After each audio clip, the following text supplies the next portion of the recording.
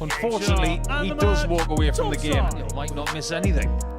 Game shot on the third leg. Daniel Losh. But it's the man of steel who pins a 1-2-6. Oh, doesn't need the bullseye, he needs a double five. He finds the double five. And Mernon fights back. Game shot on the second leg. No surprise to see that go.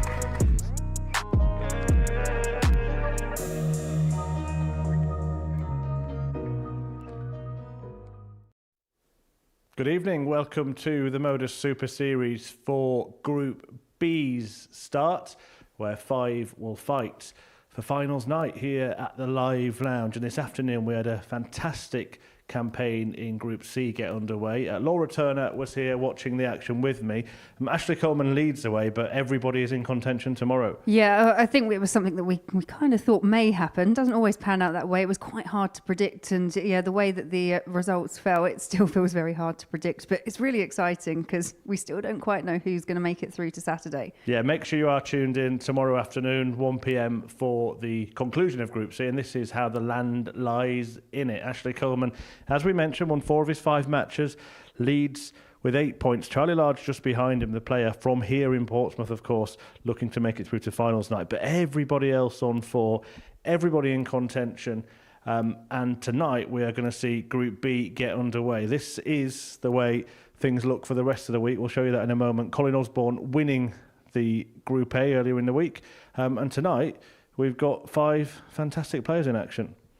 Yeah, absolutely. And I think, the likes of Daniel Larson was unlucky and did have a dart against Colin Osborne to actually be the table topper in Group A, but just missed out. But alongside Tom Sykes, you've got Victor Tingström coming in as well, Joe Mernon and Rob Collins.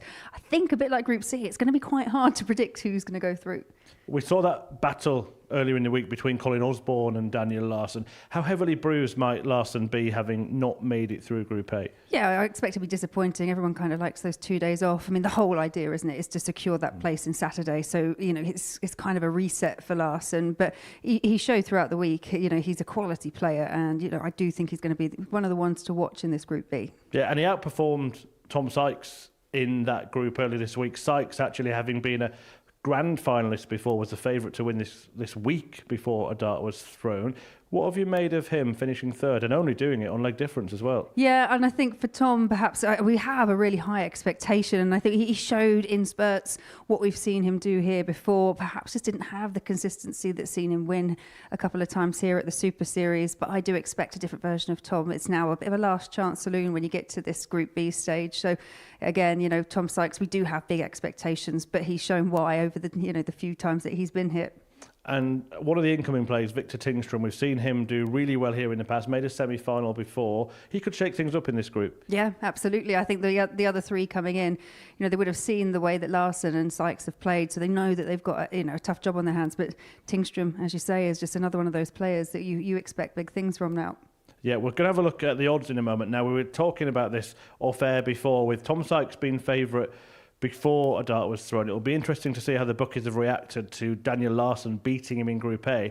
And as you can see, they have reacted. They've made him favourite for this group. Yeah, and you can understand, you're based on what we've seen so far. As you say, it was pretty much a 2-horse race towards the end between Daniel Larson and Colin Osborne. So yeah, it just comes in a slight favourite. But again, Tom Sykes is still a pretty close second there, so it's not a surprise that they've just swapped it around. Very quick word on the other 2 competitors in the group. Joe Mernon, he's been decent before, of course, a Pro Tour winner before, but he was miserable last time out. What are you expecting from him? Yeah, I think especially when you've had a tour card, you have that weight of expectations. So hopefully, he might have kind of shirked some of that off when he's been here before, not quite performed, because we know the level he's got. As you said, he's been a tour card holder. So yeah, I would, again, I have high expectations. I have high expectations of all of them. But yeah, hopefully for Joe, he can just settle in. And I think he's going to need to settle in quite quickly to make any progress. And Rob Collins from just down the road in Bognor Regis, he'll really want to get to the Saturday session. Yeah, and again, another one that's really experienced here at the Super Series, and another one that has had varying levels of success. So I think he'll probably look at the rest of the group and realise he is in a really tough group. I think the way that these players start off tonight is going to be really key to how they get on, going into Saturday. And he's in action first, so let's get that action underway. Rob Collins about to take on Tom Sykes in the first fixture of tonight's 10, and the man of steel spoke to Jack Garwood earlier this evening. Rob, welcome back to Portsmouth. Just sum up how you're feeling ahead of your latest crack here at the Modus Super Series. Yeah, not too bad. Full of confidence still. Haven't played much, but still practicing every day. So yeah, feel good. Throwing all right. So see how they Beat go. me to my next question. I was going to say, what have you been up to since we last seen you here in Portsmouth? Just work, mate. Fortunately, the wife sort of got cancer early part this year, so I sort of darts on the back burner for the moment until she recovers from it. But yeah, it's all good. It's all good. Well, sorry to hear that. Thank you. Your record here is pretty good, though. Do you think that will stand you in good stead, despite the fact you've not been able to play as much darts as you would have liked? Yeah, I think so, mate. I've got sort of maybe a little bit more experience than the others there, but it don't mean anything on the game. So we'll see how we go for that. Yeah, and it's a quite tough-looking Group B. How are you approaching that this evening? Just win, really. That's it, mate. Go up there and throw. If they throw, I'll throw. If I'm better, I'll win. Simple as that. Well, perfect. All the best for that, Rob. Thank you. Cheers, mate. So here we go then. The opening encounter of this evening's Arrows action features the man we just heard from, Rob Collins. And we wish best wishes to the Collins family after what he revealed during that chat with our Jack Garwood. And they'll be hoping to perform this evening. 4 times he has made the weekly finals, the man from Bognor Regis. Not too far away at all from the Live Lounge in Portsmouth. And he's made it to a semi-final before as well. And Tom Sykes, well, he's gone all the way to the big money match, the £25,000 game when he was the runner-up in Series 6. A return to Champions Week he had as well. And he's hoping to get another crack before maybe even going on to get a tour card next year. Who knows? Paul Hinks, the official for tonight. First leg, Rob to throw first. Game on. And Laura Turner still alongside me, Chris Murphy, to guide you through every arrow. What are you expecting from this one, Laura? Yeah, I've 93. kind of, like I said when we were talking earlier, I've got that expectation from Tom because he's coming into this field. He's one of the biggest 180 hitters that we've got here this week. 137. He knows what he has to do to win not just weeks, but as you mentioned, get right the way through to Champions Week and almost 100. pick up that title as well. For me, I know it's early, it's a really early time to try and call it, but the way that Larson and Sykes performed, I still think it's those two through with perhaps one of the other three. Yeah, I think many would agree with that assessment, but which one? And can anybody just throw a spanner in the works earlier on, get an early victory over one of those two players, and we might be having a different 46. conversation.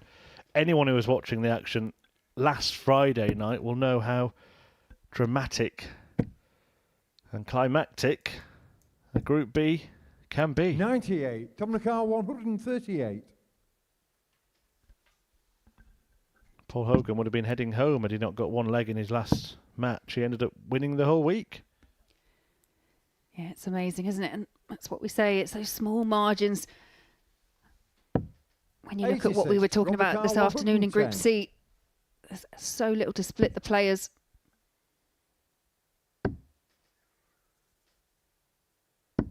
Game show on the first leg, Rob Collins. Collins claims the first leg. Second leg, Tom to throw first. Game With on. a very nice finish, 110. Yeah, great reaction there as well from Rob Collins. He looks like he's really up for the challenge. 93.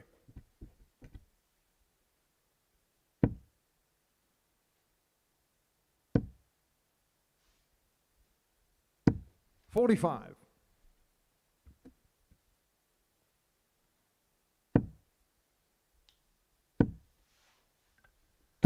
One out of them, 40.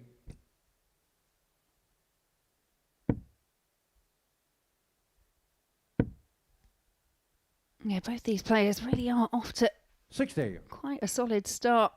Only the second leg in, but Tom Sykes averaged well in excess of the 110 mark. One out of them, 40. And I thought there was honing in on his second 180. But it is Rob Collins who gets that opening leg.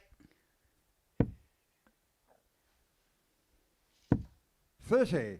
Tom Nakar 128. So for parity, early in the piece, another one. not found, but he will set it up. 88. Yeah, Tom Sykes with all the time in the world. Down to a double after just 12. 41. Tom Lucar, 40. Yeah, great player, Tom Sykes. And he lands Getting tops shot to on the level up second this leg, match. Tom Sykes. But he's one of those players whose stock has risen largely off the back of his appearances at the Modus Super Series. He wasn't a well-known player outside of Yorkshire, maybe, before his appearances here, and now a lot of people are tipping him to go on maybe next year and become a fully fledged professional 100. on the PDC circuit. He's probably got the confidence himself to go and do that as well. So it just shows what playing here can do for someone. Yeah, and I quite often 100. see him on social media, and he's always tweeting about what he's doing and the expectations that he's now got for himself. And as you say, a lot of that was kick-started here at the 42. Live Lounge. He recently found himself sharing the stages with the biggest names in the sport as well, playing in exhibition events. People do get known 57. from this tournament. There are a lot of eyes on it.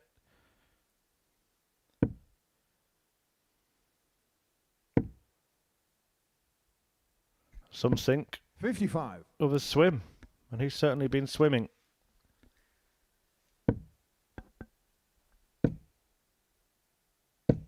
$180. Yeah, I mentioned before, he's just one of those really prolific 180 hitters. When that first start lands, he is very much a player that follows the next two in.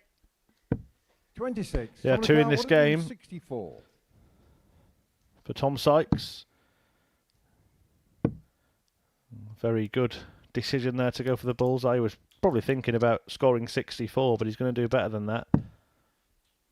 88.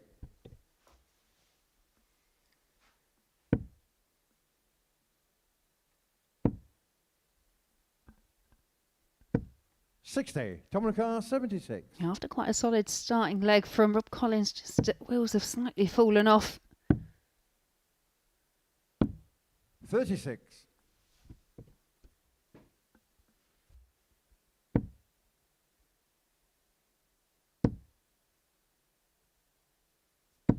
$60. Tom Lucar, 40.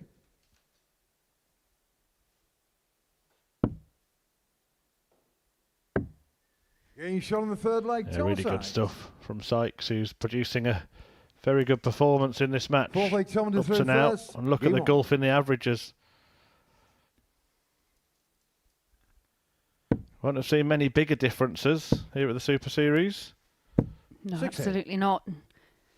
But in the context of the match, it's those legs that count, and Rob Collins has got one on the board already. I think the biggest gap in the average come the end 58. of a game was one featuring our very own Scott Mitchell. I think it was around 40 points. Poor old Scott. 100. Oh, sorry, it was in his favour, I'm told.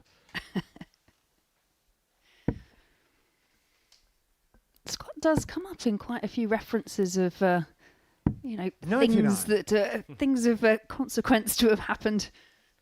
Yeah, he's a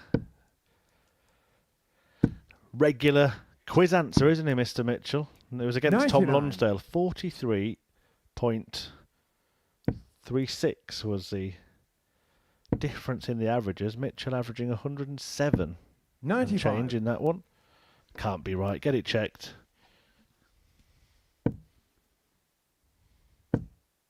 Still surprised, actually, that Scott Mitchell 94. hasn't added to that exclusive club of one in terms of people who've commentated at the Super Series and won a week at the Super Series. Chris 100. Mason, Tom the Lucar, only player to do so. 148.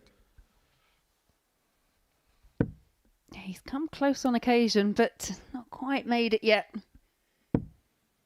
Yeah, he won all his games on the 45. Thursday, didn't he? And then Tom didn't Lucar, qualify on the Friday as 149. well. Yeah, Another one. That's another one that I think Henry last time dubbed it the Mitchell. I'll let him say that to Scott. 125. Tom Lucar, 103.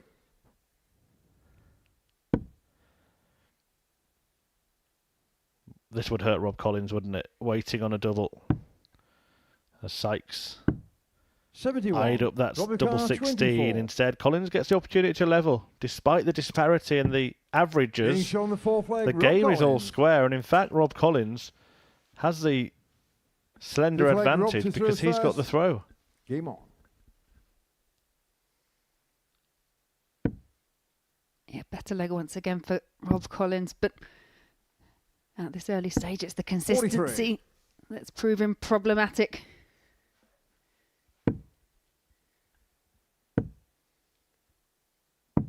$44.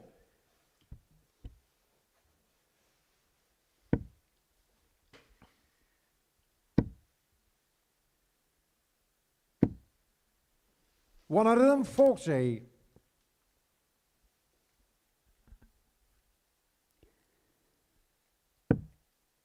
Yeah, that the first 140 of the match for Rob Collins. 84. But what has got him out of trouble and got him those two legs is 100% on the outer ring. Just the two chances, and the two were very well taken. 45.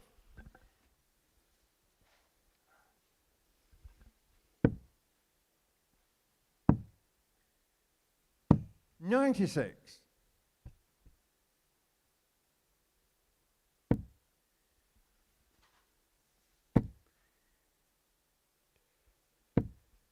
$60.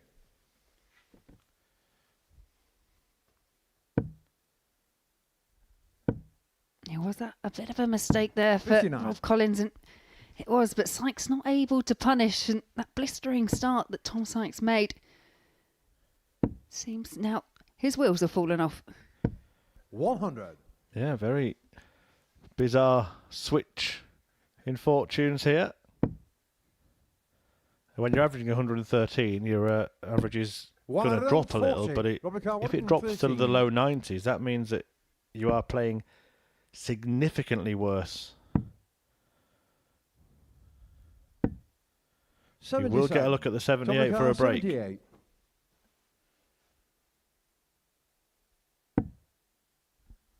Yeah, double 12 target, Game double shown 12 the fifth hit. leg, Tom Sykes. 3-2 to Tom Sykes. Always a man Six of legs many on the third expressions, first. isn't he, Game on. Rob Collins?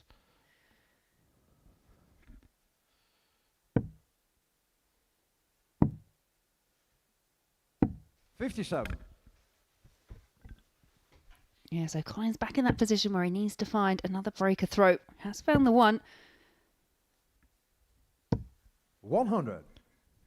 Well, following this, Joe Mernon makes his return to the Super Series. As I said, after a really disappointing outing last time, admitted himself he'd not really 97. practiced properly, and he got found out on the Super Series stage. Daniel Larsson, the opponent, favourite to win the group, and then Victor Tingstrom will join 60. the action. A extra representative for ADC Europe this week, and he will face Collins, who's got the early games 140. tonight. 2 of the first 3. Sometimes a help, sometimes a hindrance. 95. Yeah, that's the thing with the format, isn't it, in Group B? As you say, if you go out and you can win those first couple, you've settled down really nicely. But if you lose those first 2, you can find yourself in a world of trouble. 99. But if you win those first 2 matches, you know you're going to be in it. You're going to be there or thereabouts come the end of the group. As you say, if you lose them, playing catch-up, it can be a long way back. 60. Tomonacar 108. And it looks like Collins might be about to lose this one.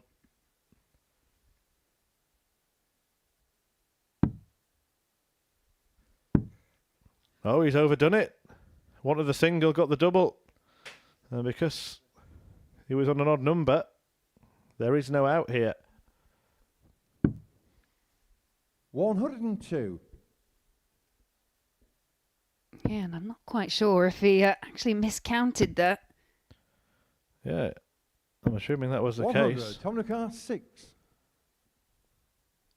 He hasn't even blinked, has he?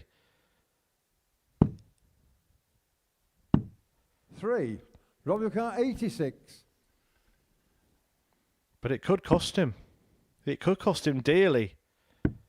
Game And shown it the does. 6th leg, Rob Collins.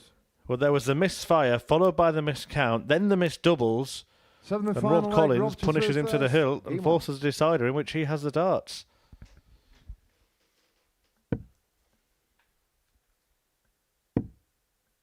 Yeah, whilst the gate 60. in averages has shortened slightly, really, it's the doubling prowess of Rob Collins that's really got him out of trouble. We've just seen the 86. You add that to the 110 that we saw earlier. His 3 from 3 is 100%.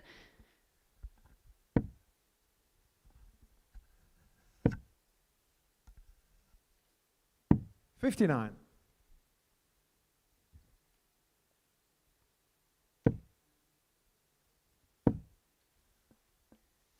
81.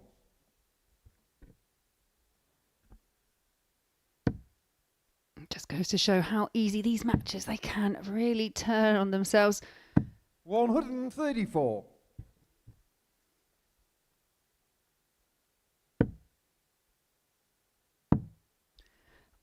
Also, when you find yourself in the position that Tom 26. Sykes was in, it's quite hard to shake it off because obviously that was a match-winning chance. So overcooked it, hit the double 19, then the miscount, then still had other shots at the double. 33. Couldn't cross the line.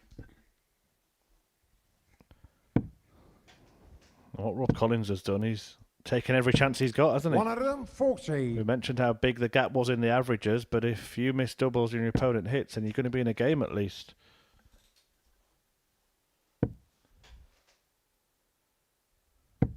$30. Dominicar 140. That doesn't help though. Sykes will get 6 starts from here. Misses a big number, 74. but he will be back with 3 clear at tops. Yeah, just a few lapses in concentration early doors there from Tom Sykes. Saw it in the last leg, saw it a bit there, but as you say, he's back for tops. Dominicar 40.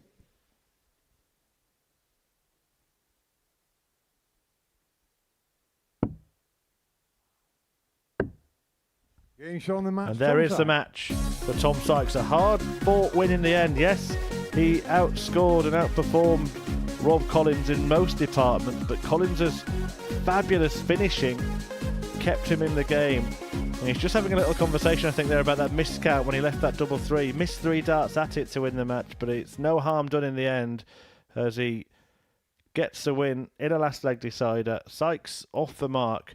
Daniel Larsson will be looking to respond when he takes on Joe Mernon after this break.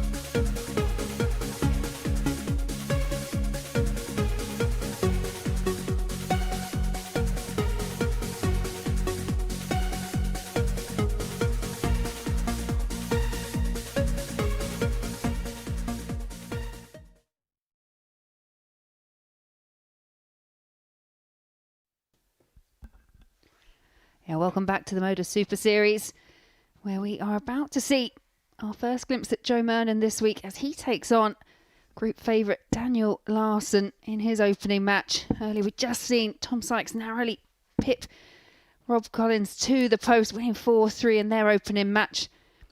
Now you see, the 41-year-old from Halliwell has played here. Previously was a weekly finalist, but as we were discussing earlier, probably wasn't too happy with his performance overall. Daniel Larson, another one of those wonderful Swedish talents that we've got coming through, making his debut and making a really big impression, a big impact. May have found himself slightly licking his wounds when he realised he wasn't going to top Group A. It was right down to the crunch. Had a dart to secure top spot of Group A, but those accolades go the way of Colin Osborne. So it's all reset for Daniel Larson. But as we were kind of talking about earlier, Chris, for me, Daniel Larson, the way he's performed, if he continues in that vein, then I can't see him not making it through to Saturday. However, this is darts. This is a different day, so anything can happen. Yeah, absolutely.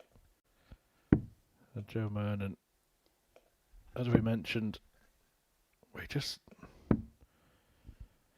First leg, didn't Joe have through that first. level that we kind Game of on. expected from him on his previous visit here to the Modus Super Series.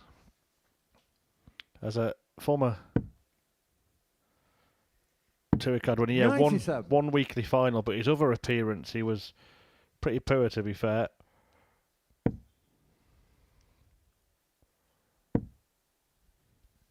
When just under half of his matches, 140. Daniel Larson, of course, hadn't thrown a dart on that stage before this week, and he did very, very well in Group A, where he won 48. 2/3 of his ties. Was he taking inspiration from another infamous Swede who we enjoy regularly here at the Super Series, in Andreas Harrison? Yeah, it's a 85. great stomping ground for the Swedes, isn't it? Victor Tingström also in this group, a semi-finalist. Anton Östlund, of course, a winner on that stage as well. 99. I'm sure you've got your ABBA puns ready. It's like knowing me, knowing you. Aha. I was going to save them for Tingström versus Larson. Yeah.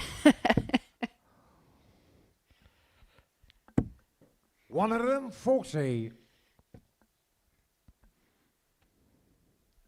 You know now that you've just filled my whole head up with ABBA songs.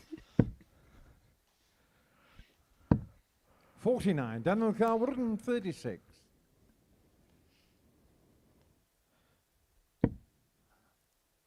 Great start from this Super Swede.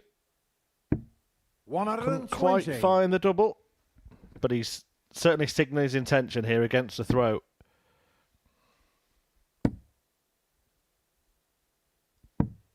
$49. Daniel Carr, 16.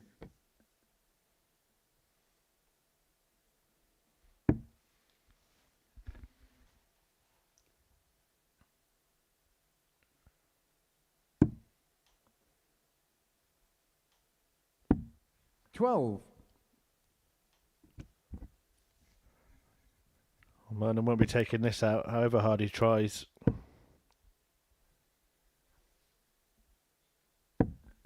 $86. Daniel Carr, 4. Yeah, so more chances here for that break for Larson. Double 2 the target now, double 1.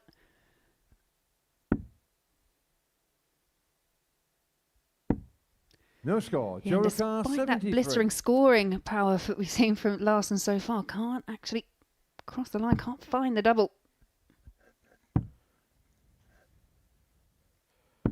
Getting shot on the first leg, Joe And Mernon. Mernon has really pinched that leg, hasn't he? Quite topical, actually, Joe Mernon's Pro Tour win Second this leg, week, Daniel isn't it? through Because he first. did it without a Game tour on. card when he got that success, and Wesley Plaisir added his name to that exclusive club. Yeah, it's just a handful of people, isn't it? Scott Williams on that list. Yeah, who, like Mernon at the time, 100. was also nicknamed Shaggy. So I think there's 4 people on the list, and 2 of them had that nickname. Quite bizarre. I think the other is Christoph Ratajski. Yeah, that's who I've got in my mind. 134. Favourite Joe Murnan moment? Well, I think it's the same for everybody, isn't it? When you turn around to shake Andy Hamilton's hand at the World Championship, not realising he was in the middle of a tie break. Thought he'd won the match, but he hadn't. Yeah, I could think of not very much worse. Just kind of want the ground to swallow you up as both players fire in maximums.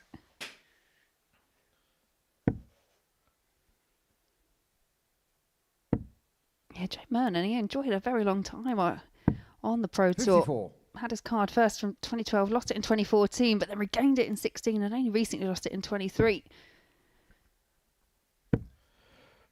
Yeah, very good player on his day. He's got that sort of lazy lob, hasn't he? It just looks really sort of easy. Not much energy expended when he throws his darts. Almost carefree, but when it doesn't work, it looks careless. 83. Joe Ricard, 96. Yeah, but a good chance here for him to extend this lead. It needs double eight. 80. Find it, so Daniel Ricard, Larson back. 84. Yeah, I know what you mean. It's one of those ones that every player's throw is obviously different. It's personal to them, but yeah, it can look, as you say, like nonchalant. Game shot Good on the word. second leg. Daniel Larson. A good check out from Daniel Larson to level up this Lily match Jones at one through apiece. first. Game on.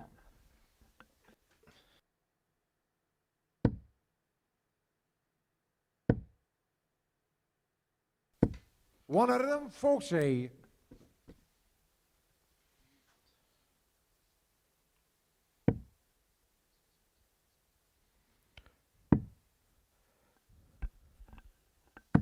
$58.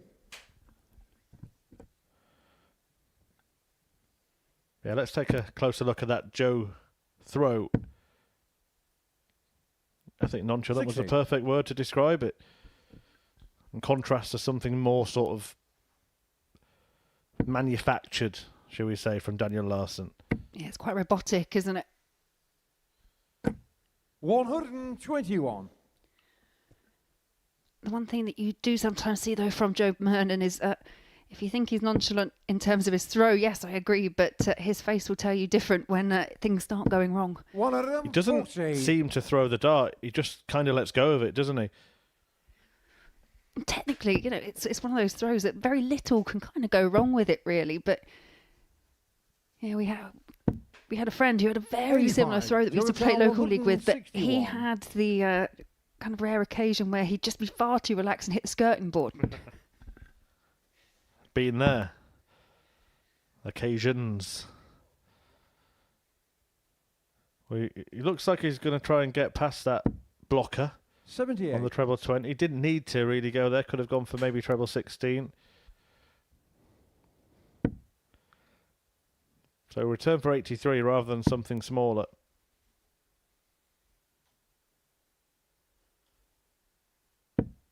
$97. Joe Ricard, 83.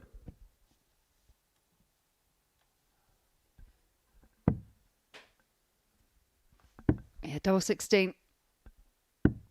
51. Daniel Ricard, 140. We saw Murnan pinch a leg earlier. Can Larson do the same with a 140 take here? It's on. Options here. Stayed on the treble. Could have gone double-double. I'm going to quiz you about that in a moment, Laura, because I've got a 125. question for Joe darts Ricard, players. 32.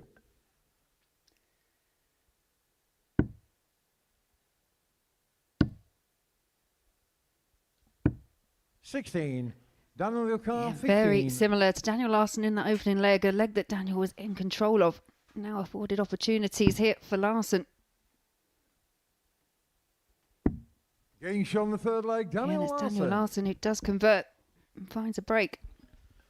Yeah, the Fourth leg, Daniel did through first.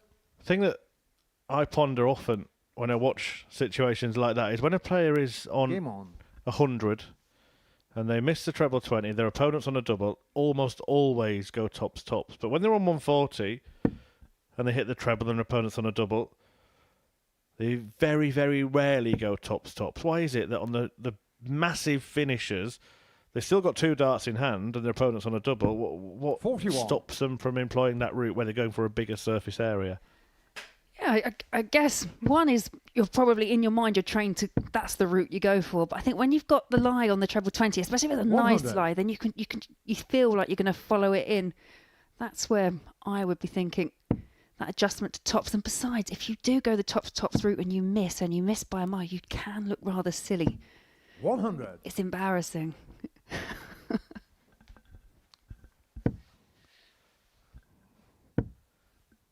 Yeah, it's an interesting one.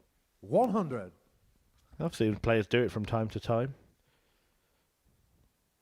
I remember at the World Seniors Championship, the least likely player expected to do it did it and turned the game around on it. Kevin Painter took out a 140 in that fashion. 137. Oh, yeah, when it works, it's fantastic. But yeah, sometimes I personally think it's a bit like when someone's got, you know, 100, a different type 85. of finish where you think, well, they should switch really because 54 is going to leave you 32, for example, and they like the lie, so they follow it through. Do see that much more often now, actually, don't you? Say on 150, if they've hit a treble 20, they'll stay there for double 15. 99. A reminder of what's happened so far tonight. If you are just joining us, Tom Sykes just crossed the line in a hard-fought fight against Rob Collins. 100. Daniel Larson leading this one 2-1 in game 2. Victor Tingstrom, the other player in this group, will take on Collins in the next match.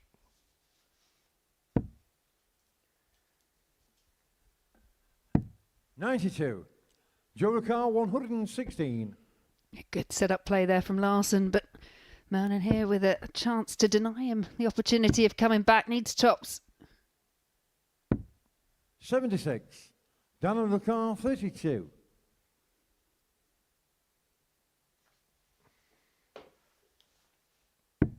Getting shot on the 4th leg, Daniel Larson. Yeah, 3-1 Larson. Joe Mernon now in a bit of trouble. 5th leg, Joe to through first. Game on. Certainly showed his credentials this week, Daniel Larson, and he's looking to get off to a winning start in Group B. It's a second chance to qualify, having 51. not won Group A, and he was the closest to winning it of anybody. In fact, went into the final day, top of the tree,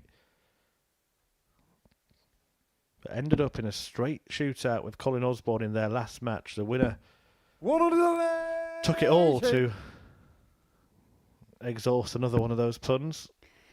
Are you trying to say it was kind of his Waterloo? He missed his opportunity. He had a dart to qualify.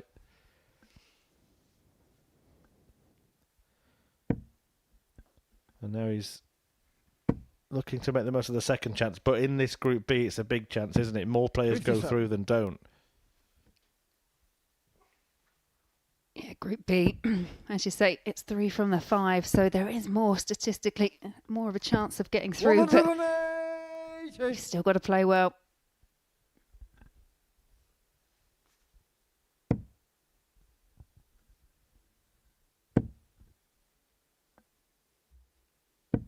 $40. Yeah, much needed 180 there for Joe Mernon. Just trying to turn his fortunes around in this match. 55. Yeah, there's been 4 in the encounter, shared between the two. Plenty of missed doubles in this one, though. 7 darts missed at the outer ring by Mernon. And the same number 60. by Daniel as Joe well. Ricard, 157. And most of those misses for both players came when they were really looked like they were in control of said leg.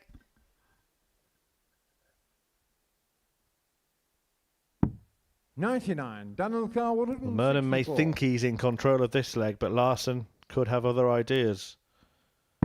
Another one in there would leave the ball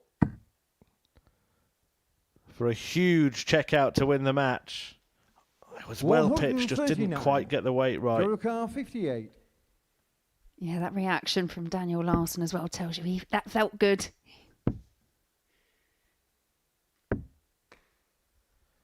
$38. On the wire, Daniel Ricard, 25. but that could be that. Larson returns to complete the victory. A shake of the head from Mernon. 8 for Daniel. Getting shot on the And match. that is Daniel job Larson. done. And wasn't he pleased about it? Daniel Larson, the Super Swede, getting a super victory in his opening match in Group B, having played so well in Group A and narrowly missed out. It's a puff of the cheeks, but he will be happy to have got such a comprehensive victory in his opening encounter of the evening. The second Swede in the group is going to make his first appearance of the week as Victor Tingström takes on Rob Collins.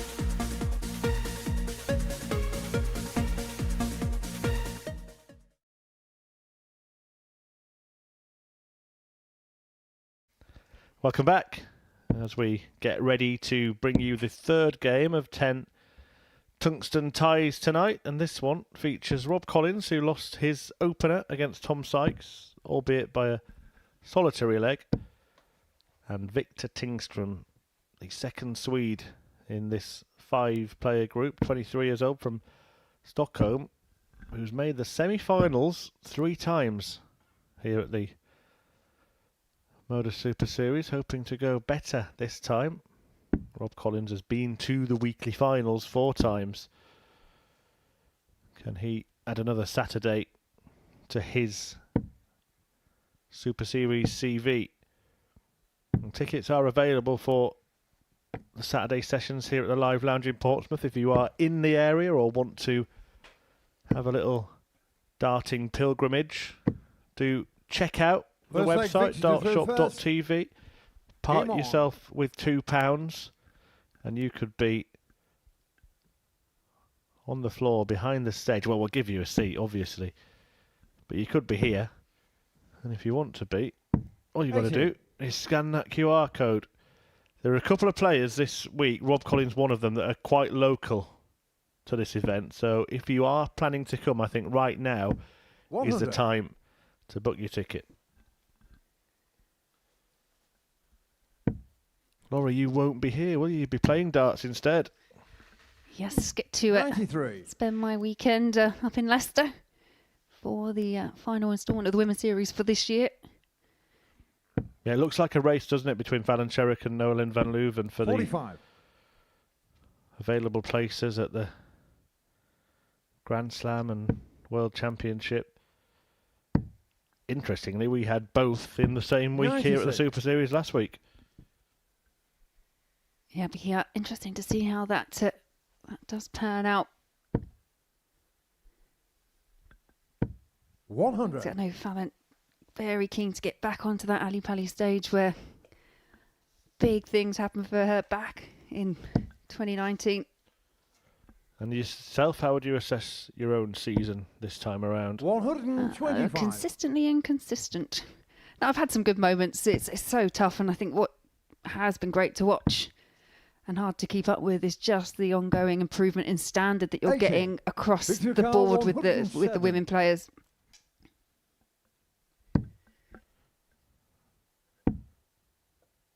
Well, Tingstrom looking for the Getting shown the first leg, Victor Tingstrom. opening leg here and gets it in fine fashion. 107 checkout. Second leg, Rob to throw first. Game on.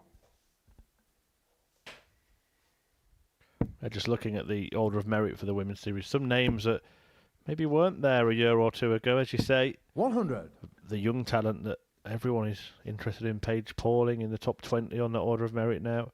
Great to see our very own Trina Gulliver up there as well. And 134. one of the players that really produced when she made her Super Series debut, Gemma Hayter, 6th on that order of merit going into the final weekend. 46.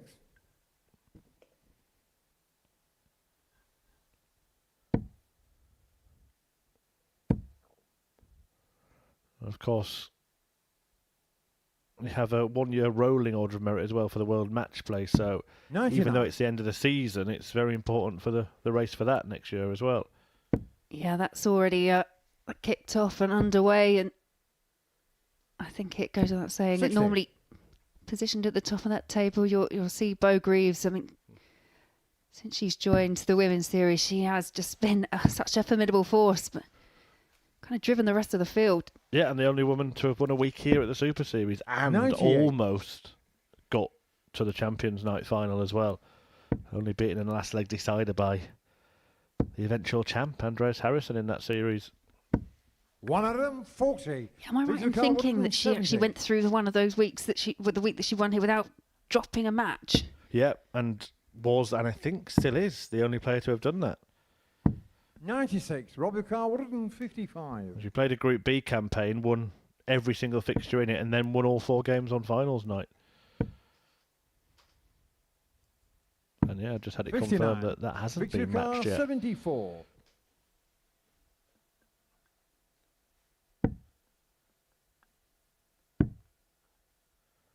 Tops for Tingstrom. 54. Robbie Carr, 96. Well, he looked at his hand there like that hadn't been released properly.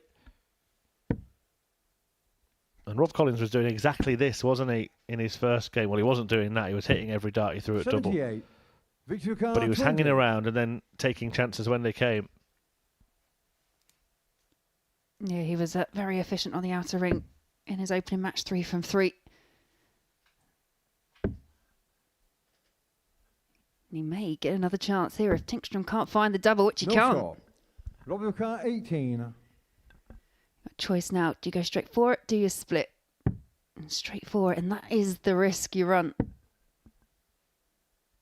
Double 4. 10. Can't be found. Victor Carr, 20. Maybe all his misses are coming in this match. Tingstrom given a reprieve Getting shot on the second leg, Victor and takes the Tingstrom. opportunity. Don't forget, later tonight, Third leg, Victor to throw first. we will Game be on. revealing the lineup for next week here at the Super Series as we pass the halfway stage in terms of qualifying for Champions Week, the last Champions Week 100. of 2024. Somebody will be crowned just before Christmas, and then after that we're going to have the ADC Global Championships, a very good lineup emerging, some 82. qualifiers yet to be filled. We'll have plenty of information on that as it draws near, and the tickets will be on sale from Monday on 134. dartshop.tv, and that'll be 2 weeks of action. You'll get tickets to the Saturday nights, but the 4 semi-finalists will all participate in the grand finals 58. on the last Sunday before Christmas here at the Live Lounge.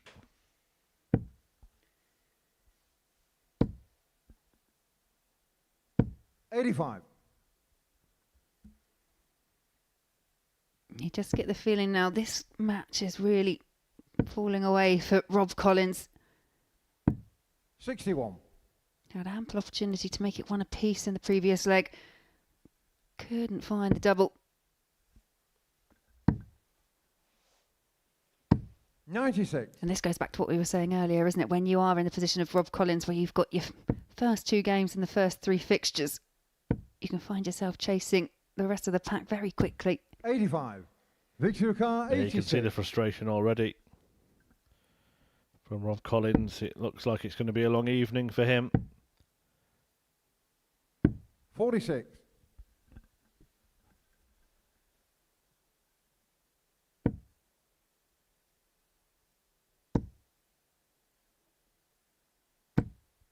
Why not? Victor Car, 40.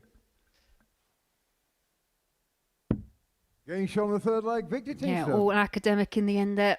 Victor Tingstrom takes us into a 3-0 lead. Rob to throw first. Game on.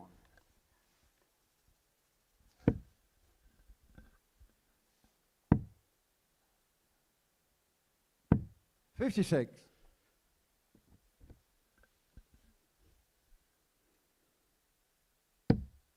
Yeah, and a must-win leg for Rob Collins, and he's just finished the last one off for the 180. He kind 100. of visit that hockey, think just do it again, and couldn't actually locate the treble. You don't want to waste them, do you? That's why some players, and it's not 55. recommended to ever give up in a leg of darts because you never know. But some players do kind of, once they think they're out of it, throw with a little less purpose because they don't want to waste the big scores. 100. I think the most mainstream example of that is James Wade. 11. Yeah, absolutely. But here for Rob Collins, things kind of going from bad to worse. 140. Yeah, he was in the match in his opener, but he hasn't been in this one in truth. And Victor 97. Tingstrom has Victor Car, 161. at least 6 darts to convert this.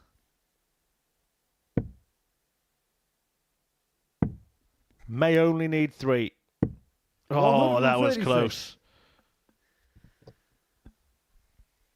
Yeah, great effort there from Tingstrom. And all Rob Collins can do now is kind of look on. 96. Victor Car, 25.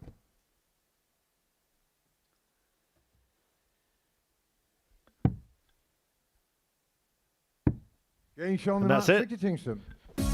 Victor is the victor.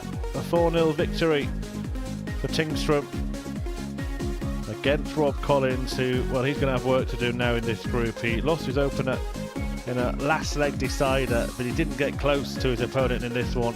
It's a decent performance as well from Victor Tingstrom, an average of 93.94, 4 out of 9 on the doubles, 107 checkout in there as well. And Rob Collins, who could not miss a double in the first match, could not hit one in his second. Coming next, Tom Sykes takes on Joe Mernon.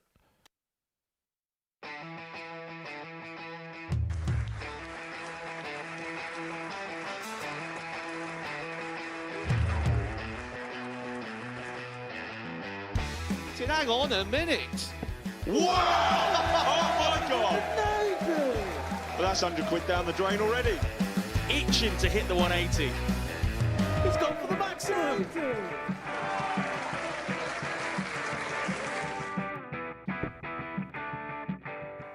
For the ball. Ball.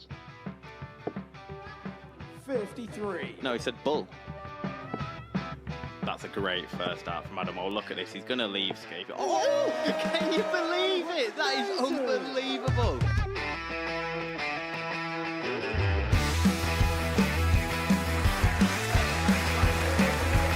Get match darts to put his team into the final. And through to the final they go. Charlie Murphy has hit the match-winning dart on both occasions. Double 4 for the title.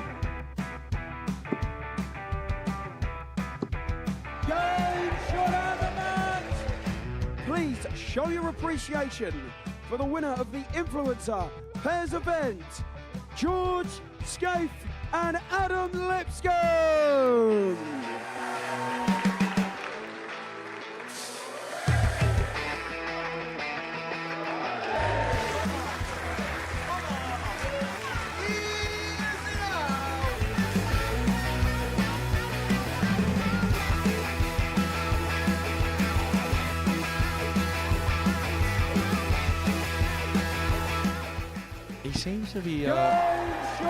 He seems to be out. That's what he is. Charlie Murphy.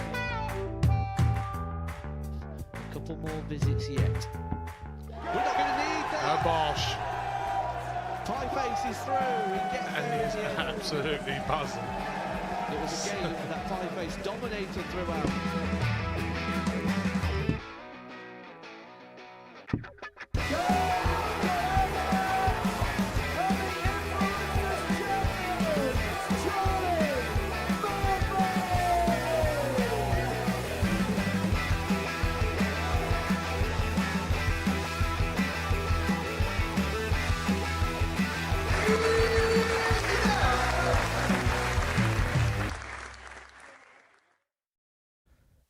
Welcome back to the live lounge for some late night darting delights here at the Modus Super Series. And coming up next, we've got a hell of a player in Tom Sykes, who has emerged really over the course of this year as a top talent, made it to the final of Super Series 6.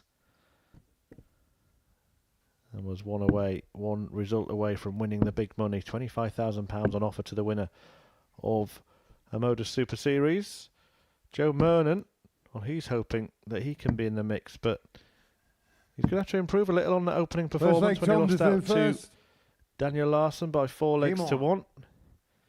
Sykes, favourite for this match. Mernon really has had the nightmare start, hasn't he, playing Larsson and Sykes in his first 2 games, and that is an indication of what he's up against. Yeah, I'd agree. They're not the gentlest of welcomes back to the live lounge, but 134. It's one of those things. If you can actually catch them early, if they're players that maybe just need a match or two to warm up, it's not a bad time to get them. 140. Well, just starting to dream about another 9-dart finish. Mason Whitlock, the last to produce perfection on the Super Series stage. That was special, wasn't it? 99. Yeah, he nearly backed it up with the second one the same evening. Remarkable, yeah. Did it exactly the way his dad did as well in that Premier League semi-final. 64. The treble 15 to double 18 routes.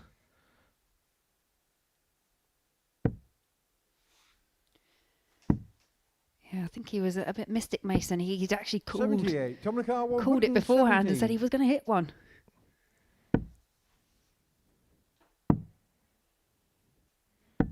And in a group with Andy Hamilton, who also was the player on the wrong end of the Whitlock, Simon Whitlock 9-darter. We call it the 9-darter, it's the most famous one, but to be fair, Simon Whitlock is in double figures for 9-dart finishers.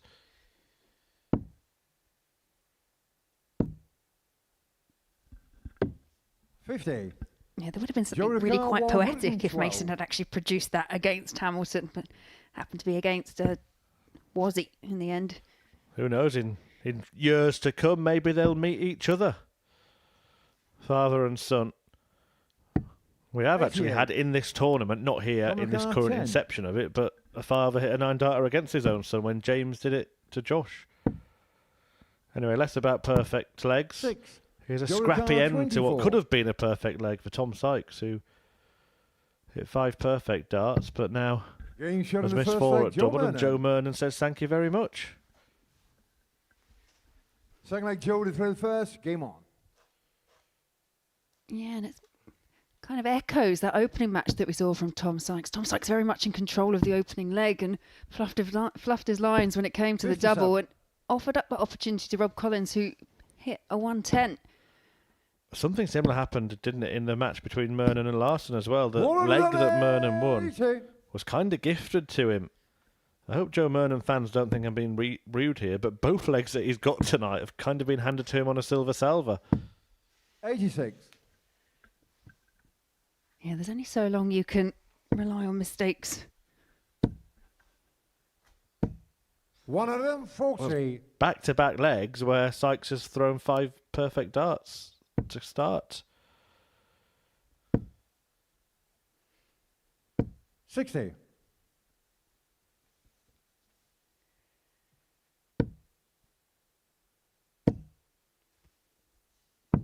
$57.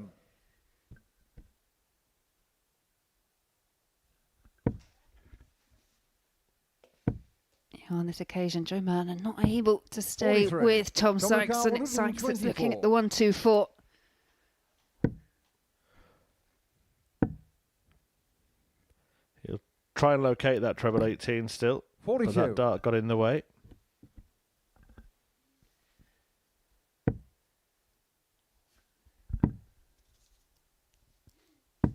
$81. Dominic 82. Bullseye for starters, I feel sure. 17. Double 20. Nicely done this time by Sykes to level up the showdown. Third leg Tom to through first. Game on.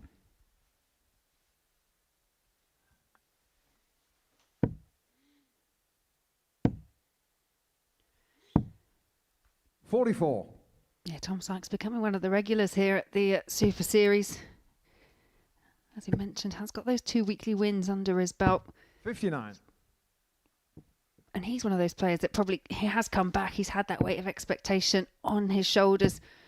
So it's kind of bursting onto the scene, really. 140. He is a player that's learned very quickly how to kind of handle that additional pressure, and he does tend to deliver. 44.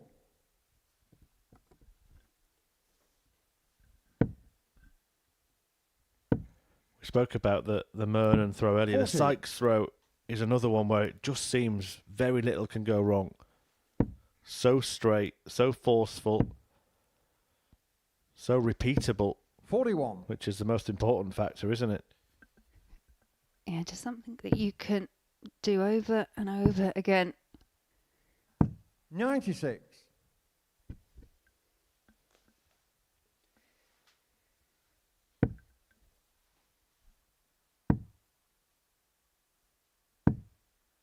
$119.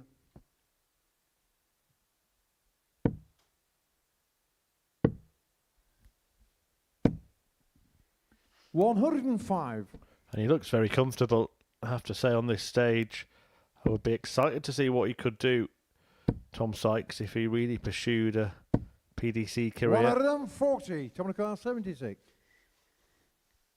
Yeah, from what we've seen, he's got the potential to do really well. But you never quite know until you join it. It's a 56. Jericho It's 98. a very, very tough arena to play in on the Pro Tour. I think the hardest thing is actually getting through Q School. 79. Well, that Dominic proved 20. too difficult for Mernon. So Sykes to move ahead. Wow. That's a wild one. And he will not be happy at all with that visit. 19.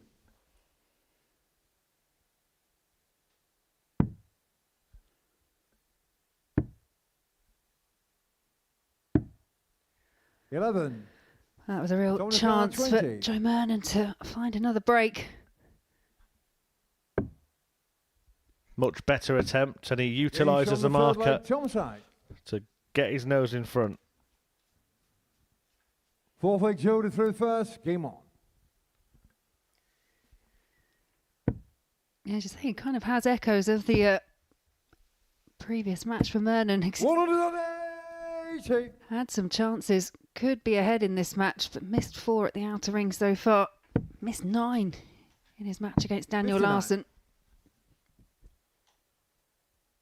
We saw Sykes go 180 to kick off 2 legs, and Joe Mernon's now done it. 45.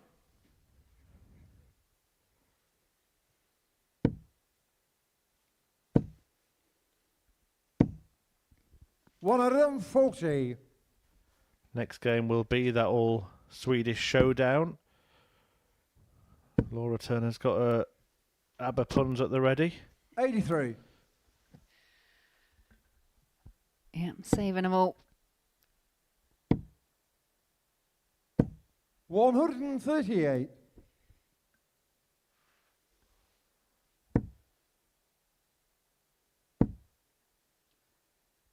And after that, we are going to reveal the lineup for next week. 164.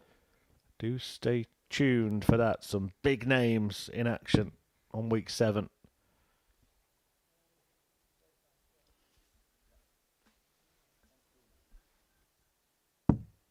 $54. Joe Ricard, 112. To level us up. 2 apiece. 12 for tops. 72. Tom Ricard, 110.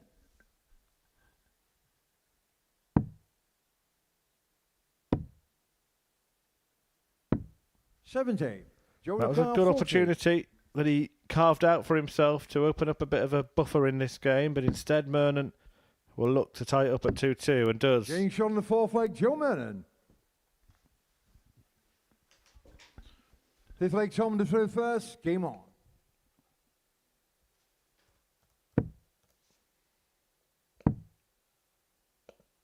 $96. Yeah, Tom Sykes really having to battle hard so far in Group B.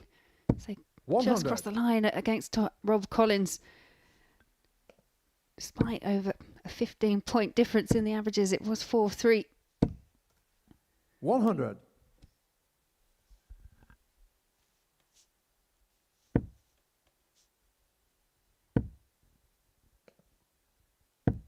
$95.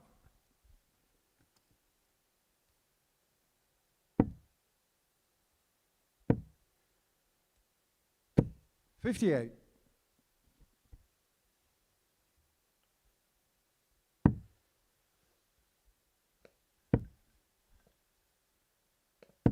$59.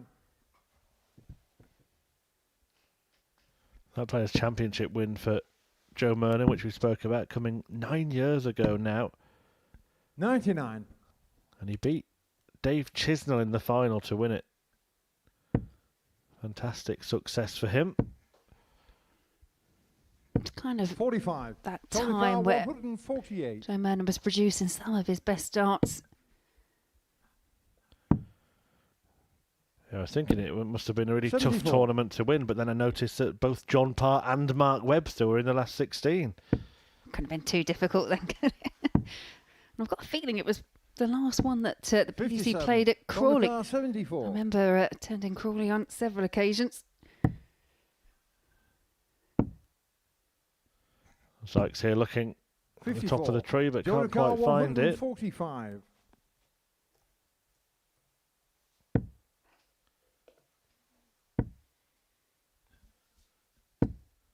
$78.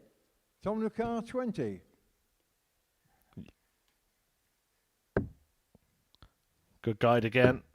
Not used this time. But that one is. And Sykes leads 3-2. I just wanted to make the point, actually, based on Joe Mernon's last visit where he hit treble 5, treble 1 and treble 20. That is the danger, isn't it, for a player who throws like he does. The weight is pretty much always going to be there, but you're in danger of losing the line quite often. Yeah, absolutely. And it's, as you say, very well demonstrated there.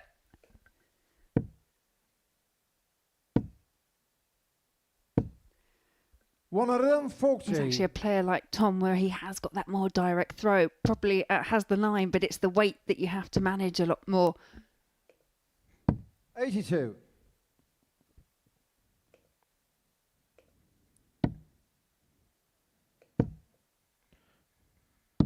Speaking about the 9-dart finish earlier on, it's a day that has seen 3 9-darters on this day in history. Raymond van Barneveld hit one in 2002. 137. Kim Huybrechts hit one in the Championship League in 2013. And Leonard Gates, who's had a 9-dart here at the Super Series, actually hit one in the Virginia Beach Classic. That was in 2021. I have to say, the names of some of the tournaments that they hold over in America are outstanding. 60. Virginia Beach sounds great. Also quite interested in the Cherry Bomb Open. Choo Choo Classic, my personal favourite. 98. Joe Ricard, 122. Right, 1-2-2 for Mernon. Oh, no, Joe. He would have been throwing a double now. Yeah, desperately unlucky. 74. That looked rather Tom sad, McCarr, doesn't it, that dart on the 72. floor there? Brings a tear to your eye.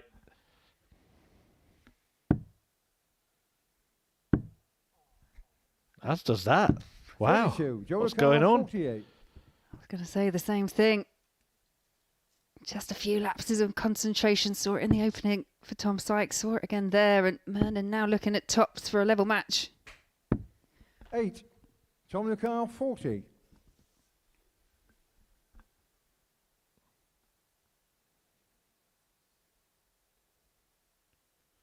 Well, this is for the win. 2 10s. Again, he gets that marker. And Games again, from the match, Tom he Sykes. makes use of it. And it's Tom Sykes who gets the victory in this one. And it means that he's had a great start to his Group B campaign. 4-2 win over Joe Mernon, who's had the opposite. 2 defeats from 2 for him. 2 wins from 2 for Tom Sykes, who wasn't at his best throughout that match. I think that's fair to say, mostly because of missed darts at double. 14 of them over the tie, but he does get the victory. And he moves on to 4 points and therefore top of the table. But he will have company at the end of the next game, the all-Swedish showdown between Daniel Larsson and Victor Tingström. That is coming up in a couple of minutes.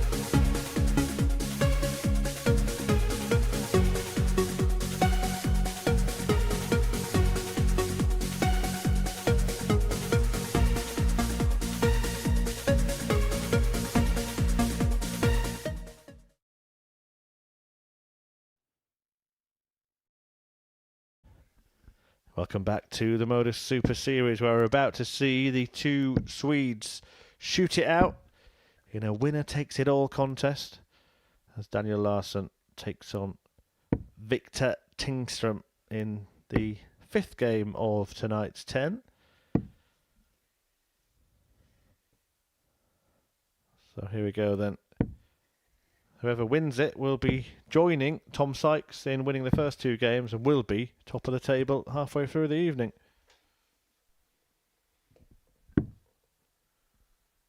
Yeah, exactly. A loss here for either of them won't quite be an SOS, but Both looking to follow in the footsteps of Andreas Harrison, and to do that, they need to make it through to Saturday's finals. First leg, Daniel did through first. I genuinely am going to see Game how many on. ABBA references that we can make in this. Well, you can make good work so far. I'm having to Google them because I'm not such a super fan as you are.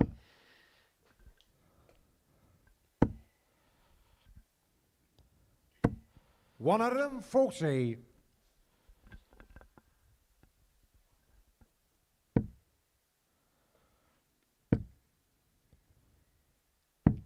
$99. Well, the name of the game is trebles and doubles.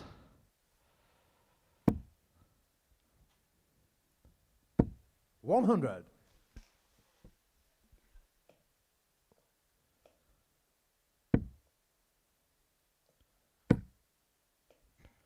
And like Andreas Harrison, 44. Laura, hoping to get through, win this week, win Champions Week, and be in the money.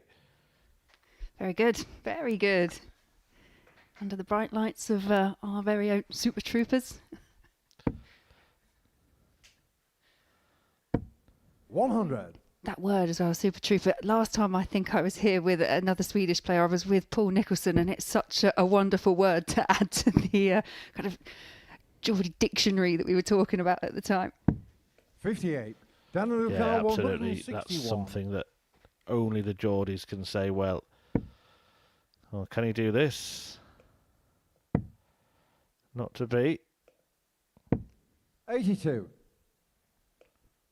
But he's a long way ahead in this opening leg.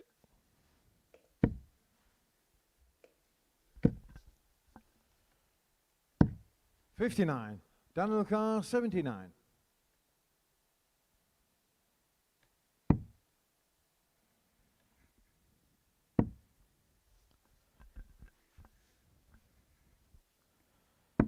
Game And show nicely first done leg, that from Daniel Larsson to take the opener.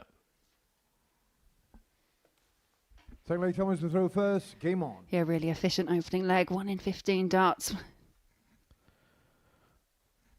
Yeah, Flora Turner was quiet in that last leg. She's just trying to work out how to get Dancing Queen into the commentary. Yeah, I'm not sure I can quite manufacture that one. 100. But you never know, I might take a chance. Very good.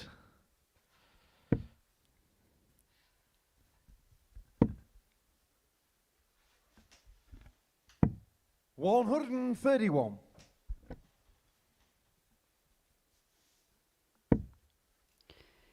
Yeah, Victor Tingström, he formed part of the four-man team that recently won 100. the Europe Cup, the WDF Run Europe Cup. Names that we're obviously quite familiar with, Johan Engström, Andreas Harrison also in that four-man team. Yeah, the Sweet Ferret, Johan 95. Enstrom, he goes by that name.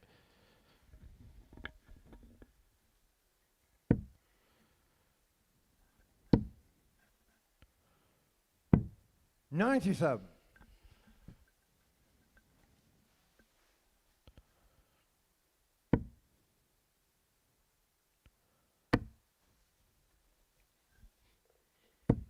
$180.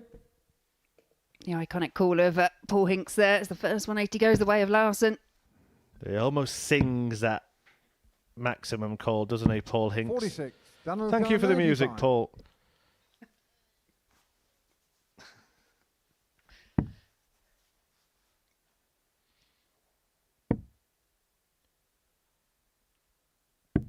$55.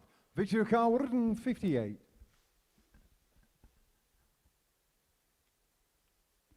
Yeah, outside chance here. Not going to go for Tingström, so Larson back for tops for a 2-0 lead. 58. Daniel Lucar, 40. Yeah, it's been a solid week for Larson and a solid Game start show second leg, Daniel Larson. to this meeting with his fellow countrymen. Third leg, Daniel did through first. Game on.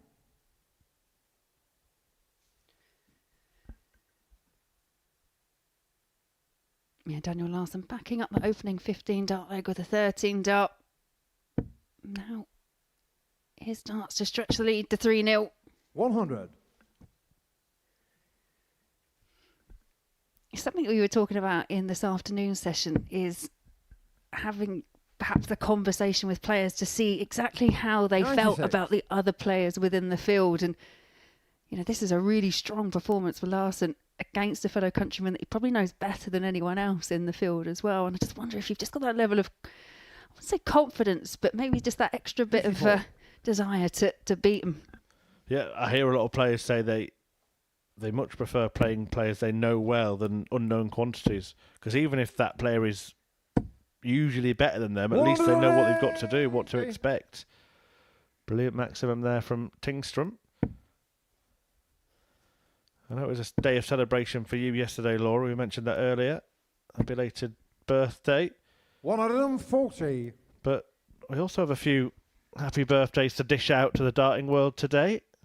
Radek Żyganski celebrating. Jelle Klaassen. 96. Barry Bates will be popping the champagne. And indeed, iconic referee George Noble, one of the very reasons that the Modus Super Series exists. 100. Victor Carr, 129. Oh, Tingstrom yet to actually have add a double in the match so far. We'll get a dart here. Not 82. able to find the ball. Daniel Carr, 107.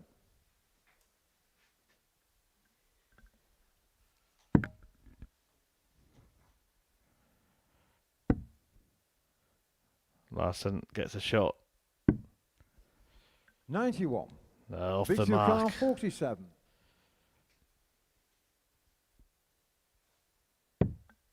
So Tingstrom to get himself into this game. Big opportunity. Game And he takes it. Victor Tingstrom. Fourth leg, Victor to throw first. Game on. We were also delving into the history books of other things that have happened on this day earlier, weren't we, Laura? And we noted that in 2021, Luke Littler won the British Open Youth Tournament, and Jim McEwen on the same day won the British Open Men's Tournament. Fast forward 2 years, and Luke Littler was on the Live Lounge stage presenting the trophy to Jim McEwen, having both won series here. 59. Yeah, if you went back 2 years ago, I don't imagine Luke Littler quite imagined the kind of rise, the epic rise that we've seen from him in recent months. 81. Recent years. Yeah, remarkable success story. Winning back-to-back Super Series titles at the age of 16. Still the only player to have won more than one series. 96.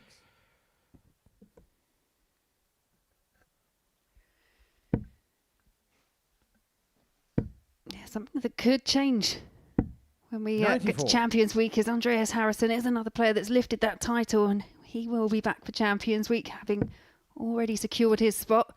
Yeah, and having missed out in the last series, and he was the first reserve, by the way, if anyone's unaware of how players qualify. So it's the 12 winners that make Champions Week, but then the runners-up are organised in terms of the highest average for the week. And not only did Andreas Harrison have the highest average of the runners-up, he actually had the highest average of all of the winners 63. As well.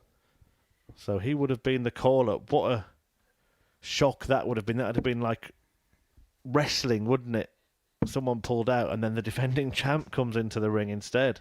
If that happened, I'd want you to do it with some epic kind of music as well, and Harrison just running through the crowd.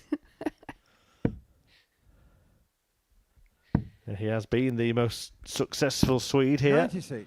Which one of these Swedes is going to be making the headlines tonight? The Bull. 17.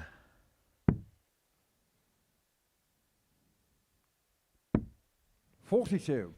Victor Carr, just over the bar there.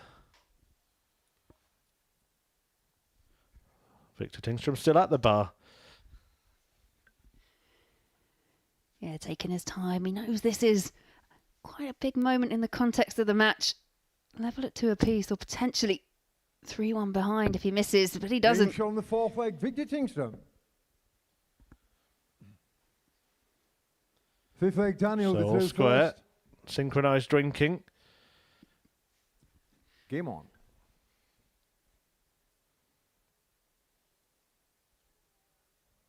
And a slightly delayed reaction to winning that fourth leg of the match. Yeah, sometimes you don't want to let your opponent know exactly how you're thinking and feeling. Kind of hold it all together. Yeah, that's cool. I've made it 2-2, even though there was quite a bit of pressure on it. And then that release when they're not looking. 100.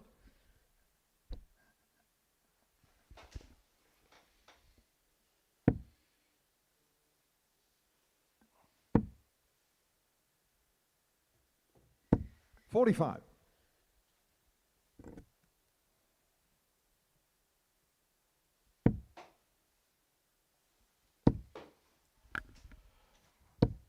$140. Just seems to be played at a sort of staccato pace, this match. Not really any rhythm from either player at the moment. 96. Stop start.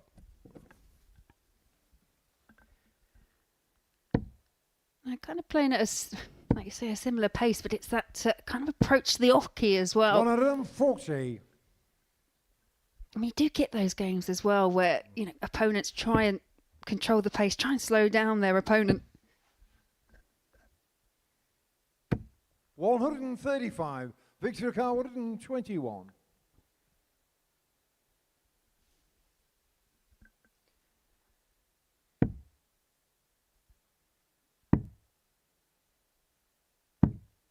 $43. Daniel Carr 140.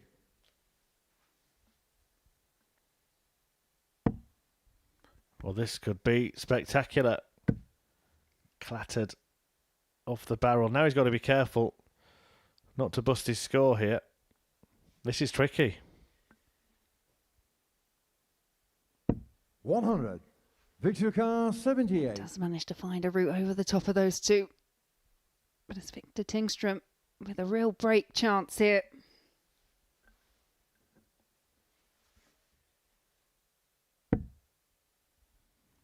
$20 for tops.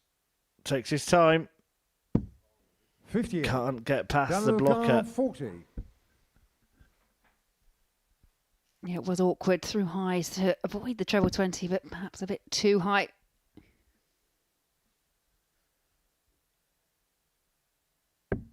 Getting shot on the fifth leg, Daniel Larson. Yeah, I feel Daniel Larson will just be relieved Six to have leg got Victor that to throw first. hold of throat.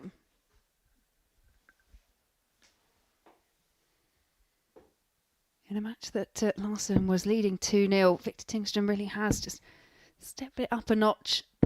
100.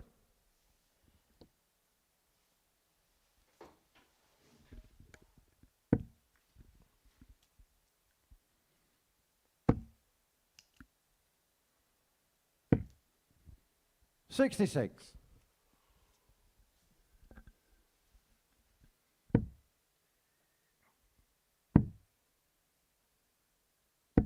$93.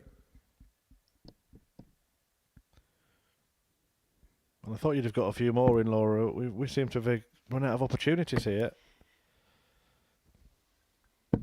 140. I guess there are only so many you can shoehorn into a darting match.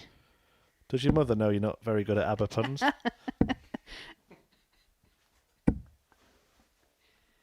$120. There's shoehorning and then there's that.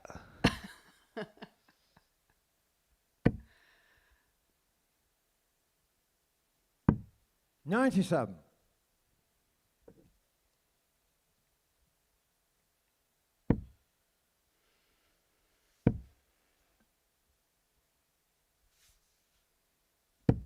$85.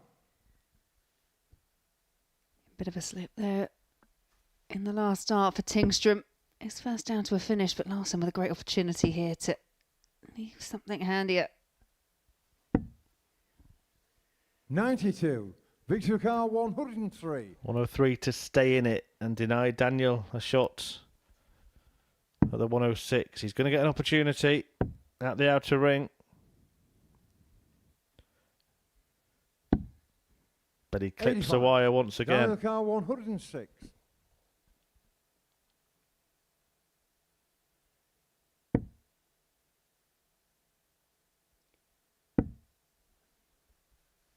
And Larson couldn't find the treble 18, so Tingstrom back. Victor car 18. Bring us back level once again in this match.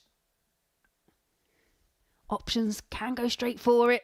Some opt to split 288.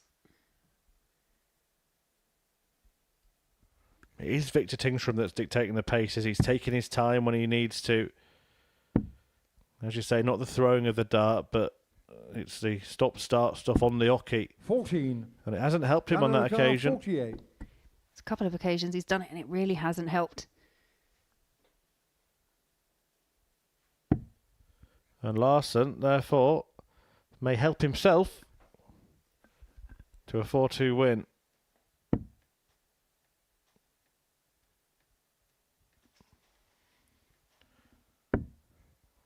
He's made a real mess of that one. Victor car 4. You'd be thinking, gimme, gimme, gimme that dart back.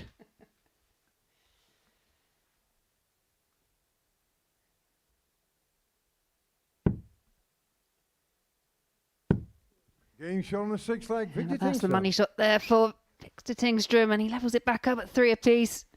7th and final leg. Daniel to throw first. Game on.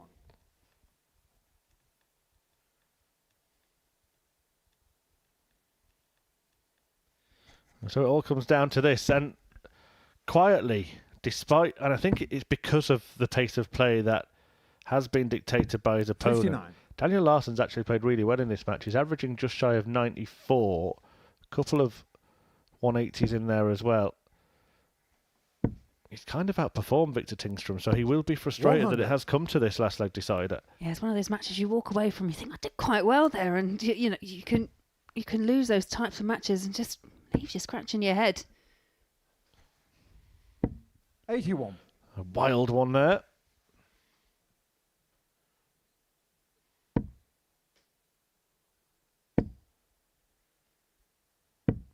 $100.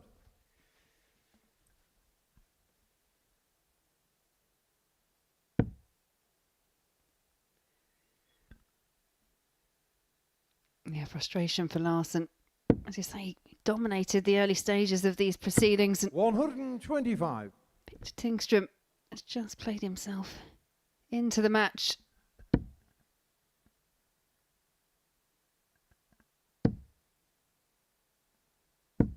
$100. Good last start. The perseverance paid off.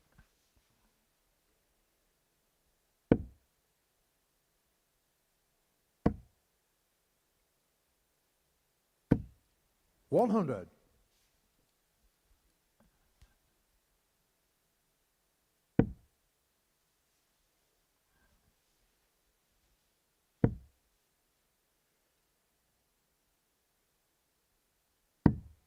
$97. Down the car, 136. Well, the first match-winning opportunity going the way of Larson. Not able to convert, but does really need to find that treble 20. 60. Can't. Victor car, 104. This for the win then. It's double 14 is the choice. 76. Down the car, 76. Seen that quite a lot, missing the double at the end of combinations by Victor Tingstrom.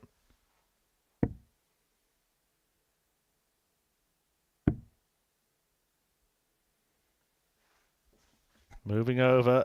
Tingstrom can't watch. 56. Victor car, 28. Yeah, once again, just taking his time, dictating that pace. Big moments here for Tingstrom. Very well taken in the end. A match where Daniel Larson dominated through most of the proceedings. It is Victor Tingstrom that wins the Battle of the Swedes, 4 legs to 3. A really tight match as he has a post-match debrief there with Paul Hinks. Impressive performance from both. And there you see the averages. It was Daniel Larson, as I say, that dominated, 92 average. Victor Tingstrom with an 85, but it's those 4 legs that count. And coming up after a short break, we've got Rob Collins as he takes on Joe Mernon.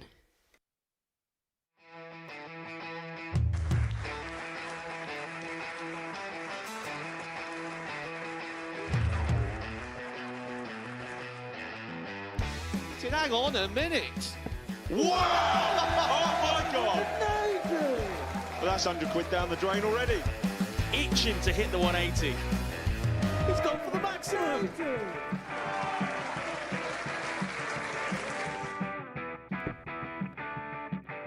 18 for the bull. Bull. 53. No, he said bull. That's a great first start from Adam. Oh, look at this. He's going to leave Scaife. Oh, can you believe it? That is unbelievable.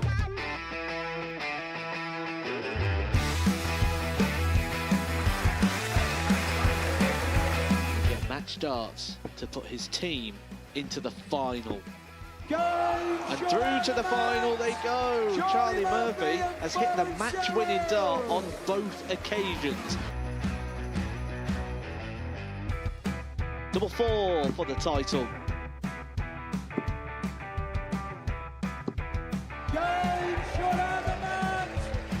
Please show your appreciation for the winner of the Influencer Pairs event, George Scaife and Adam Lipscomb.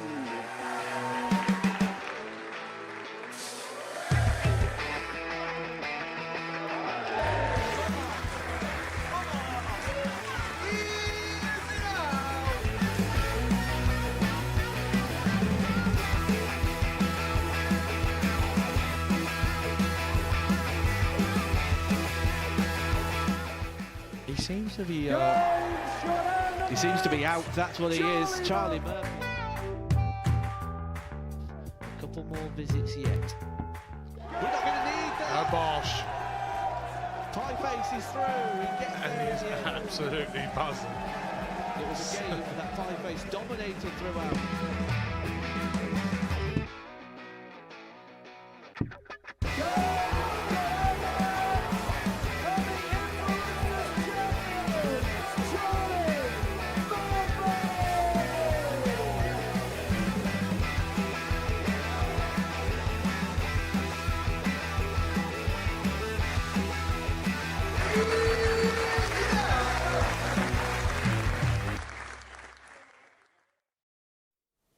So halfway through the evening here in Group B at the Super Series, time to reflect on what has happened so far. And here are the 5 results and 5 remaining fixtures. Tom Sykes and Victor Tingstrom, Laura, both getting 2 wins from 2. Joe Mernon and Rob Collins, 2 defeats from 2.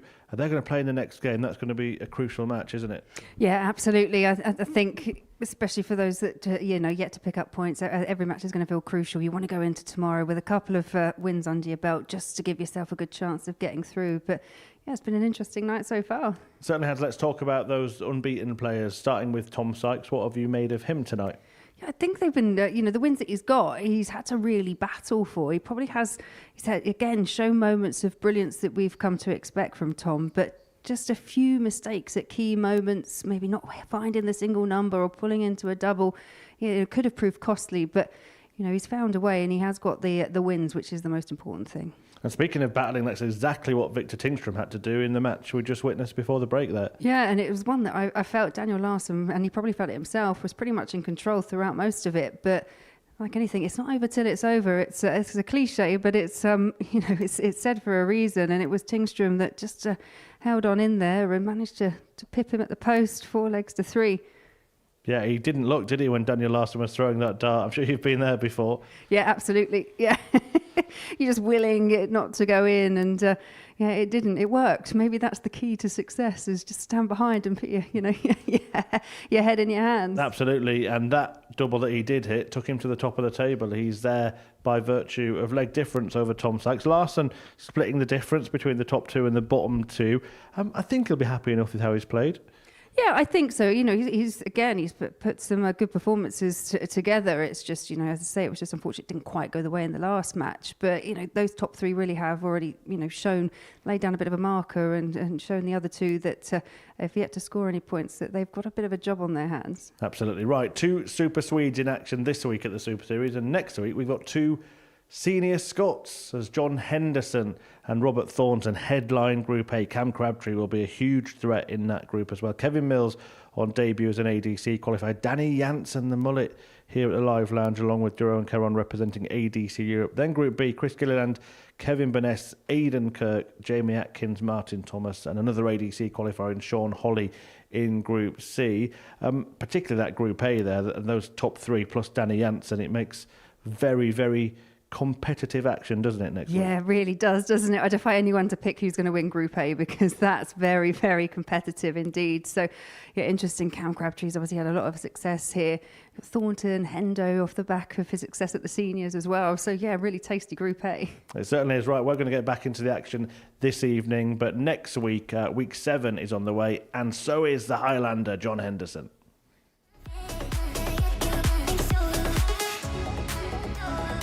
60 shots is in striking distance should Robert Thornton not be able to take this out. But there is no problems here for Robert Thornton. Himself on 1-3-2 and the fish doesn't go. And one of them needs the bullseye for the mullet to reel it in. But this would absolutely sting. It's the ball for Crabtree. Oh, wow. He needed a moment. Match up at one apiece. Double 19. Double 19. Oh, the captain comes up with a massive shot. Thrown darts, but just above the wire. Double 17. Leaves double 16. Oh, it's beautiful from Martin Thomas.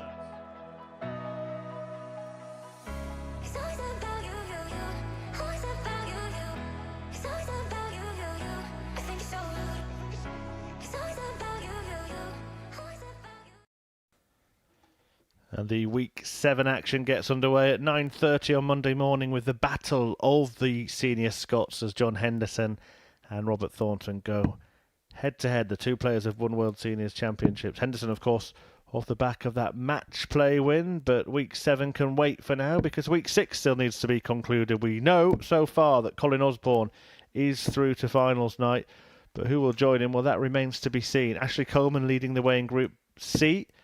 We'll see if the Prince of Darkness can make it tomorrow afternoon from 1 p.m. UK time. But tonight we've got 5 more fixtures to bring you in Group B. And this one is a battle between two players yet to get off the mark. And you get the sense, Laura, that it's kind of must-win territory for both players already. Yeah, I do agree. I do agree. And, you know, in terms of performances, Rob Collins was unfortunate not to have found his way to a win in that opening match, losing 4-3 to Sykes, but 57. Then lost 4-0 to Victor Tingstrom. But average-wise, it's just kind of around that mid-70s mark. And we know Rob Collins, we know that he can produce 57. some big averages. He's a big 180 hitter. Hasn't really kind of found his groove as of yet, and arguably nor has Joe Mernon. Did produce one of the most memorable moments at the Live Lounge, did Rob Collins. You may remember he had that triple Robin Hood shot and became a bit of a big deal off the back of that, actually. He was part of a reaction video from the Sidemen, no less, after that.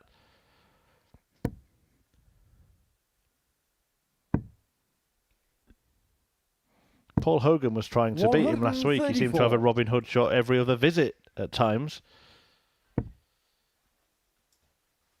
Sometimes I think that's where the new equipment that you see from players, I mean, myself included, where you don't have that traditional stem where you can catch the dart.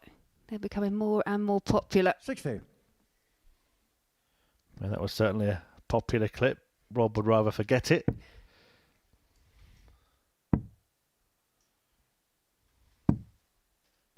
One of those things that you have to say as well whenever it happens, isn't it? Robin Hood. It's an unwritten law.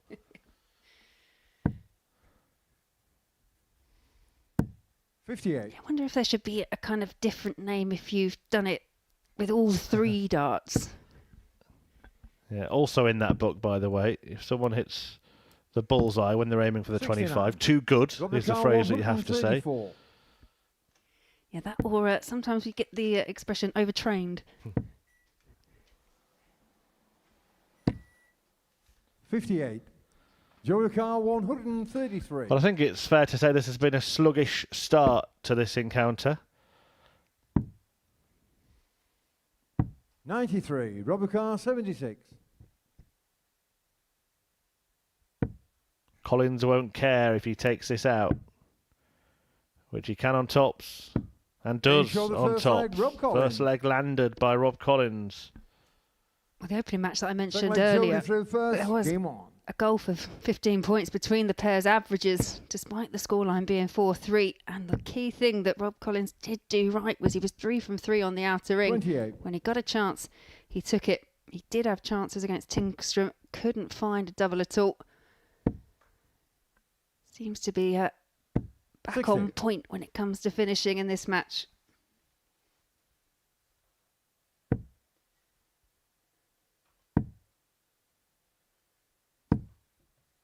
$33.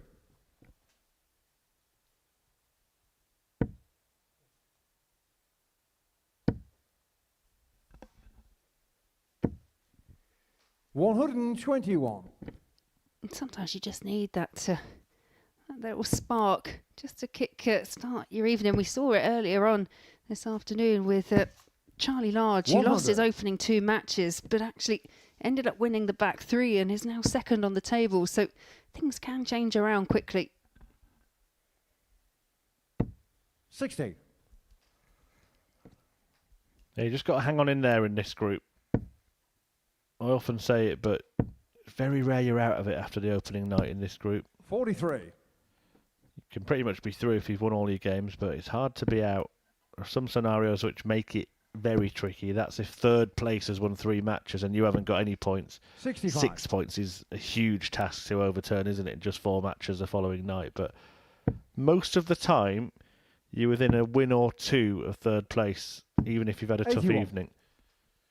Yeah, case in point, I guess, would be what we're probably now starting to dub the Warburton method, that kind of Houdini escape from the basement into third position. 140. Well, this is good from Collins, or it's at least better than what Joe Mernon's producing. 100. Robert Carr 55. Chance to break the throat. Found tops in the previous leg, missed it, and the secondary 35. double in Joey this Carr one. 116.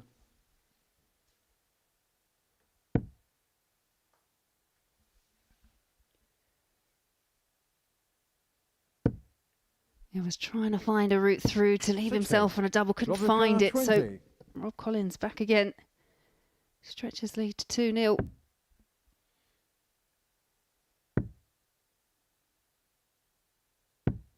$15. Joey Carr 56.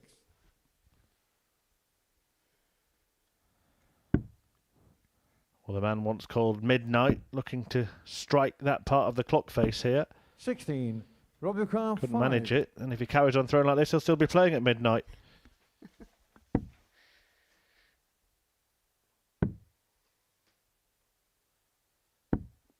No score. Joey Carr 40. Well, from perfection on the outer ring in that first leg for Collins, he's now missed 7 in this leg. 30. Robert Carr 5. Well, his other nickname was a nod to a former cartoon, and this is a scrappy do, isn't it? Game show Collins the second leg. Rob Collins. taking advantage of the Mernon misses and doubling his lead. Third leg Rob to throw first. Game on.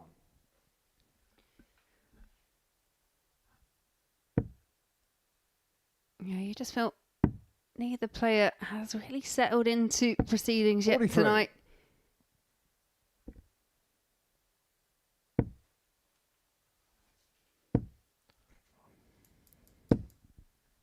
$100.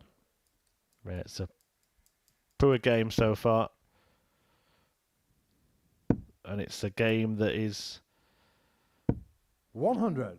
illustrative of 2 players who've struggled throughout the evening. Neither has managed to get a win. 41.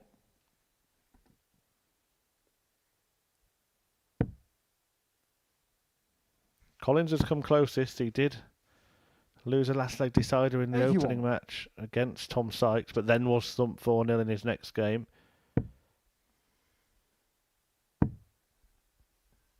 Yeah, so far 134. Mernon lost his opening match 4-1 to Daniel Larson, 4-2 to Tom Sykes. Yeah, so they actually went into this match with exactly the same record in the league table in terms of 83. legs won and lost. 3-1, 8 against. Collins has put that right, but not with 98. a particularly polished display. In fact, by far his worst display of the evening.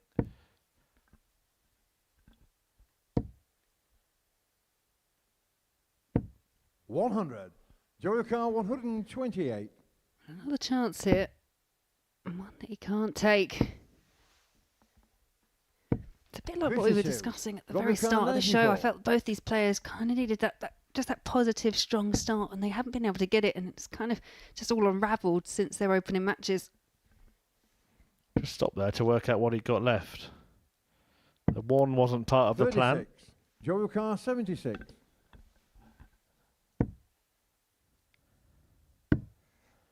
Mernon's missed 5 darts at double so far. 56. Make that half a Robert dozen. Carr, 58.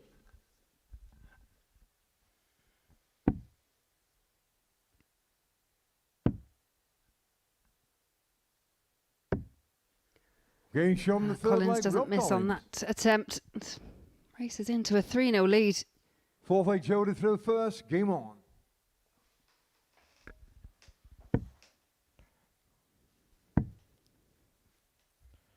What's the 134. opposite of superlatives? Because I'm running out of those to describe this match. Yeah, it's been a slog for 93. both of them.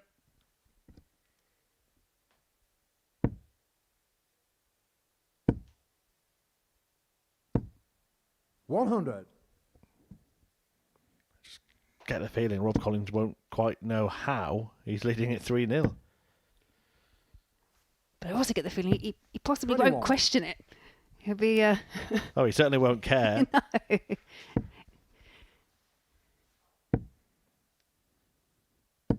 $26. But I mentioned it, we've twice seen Joe Mernon at the Super Series. Once he was okay, he got to the weekly finals, but the other time it was poor. And I think we're getting that version again. 140. Rob Collins actually seems to have the knack of getting through. 40. Yeah, he's still got a bit of work to do, but as I say, just getting that first one under your belt just can, like the touch paper that can push you on. 59. His remaining game is against Daniel Larson. Mernon still has Victor 140. Tingstrom to play.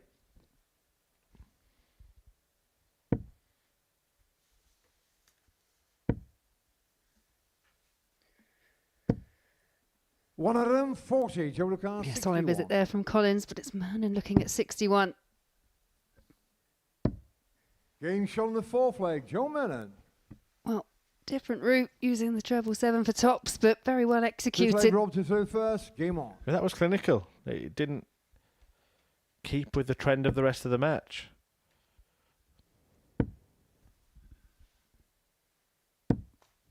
$140. But I suppose we say it when a player's playing well in a game. Just because you've played well up to a certain point doesn't mean you continue to play well. Just because you've played badly 58. doesn't mean that's going to continue either. I do think sometimes that is obviously the harder transition as well, because you're not just fighting against what's happening 95. physically in terms of, you know, the release and how comfortable you're feeling. It's that kind of mental strength as well that you need to turn something around. 140. Well, sort of mindfulness is part of darts, isn't it? The ability to stay in each moment rather than dwell on what happened the previous visit or the previous leg. 59. Yeah, and I think even for some players, it's the previous match or, you know, the previous day when it comes to missing out. You know, say missing out like Larson, 89. for example, could still be thinking about the fact that he should be at home. Yeah, particularly when something goes wrong, because that's when all of the thoughts come into play. 60. So when it's a big check out against you, or you miss a big chance, and then suddenly it's not just, all right, on to the next leg. It's, I shouldn't even be here. I should have hit that double against Colin Osborne yesterday, and it 81. just all weighs you Robbie down. 147.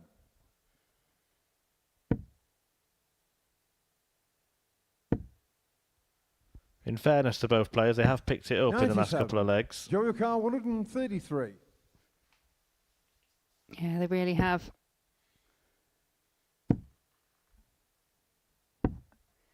$93. Good setup play again for Mernon. So 2 at tops for the win. Becomes 1 at double 10. 40. Collins Joey Carr, can't 40. find either.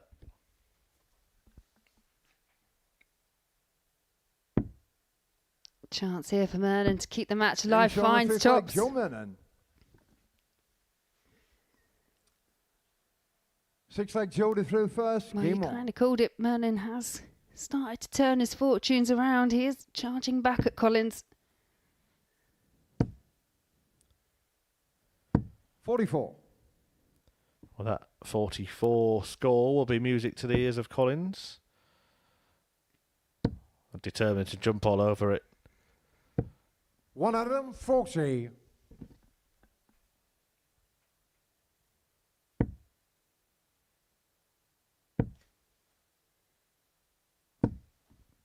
$43.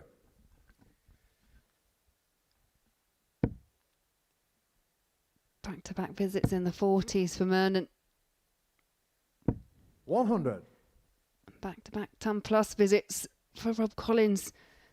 Very much advantage Collins, but we've seen these kind of legs already this evening, and 85. for both these players there has been some trouble on the outer ring.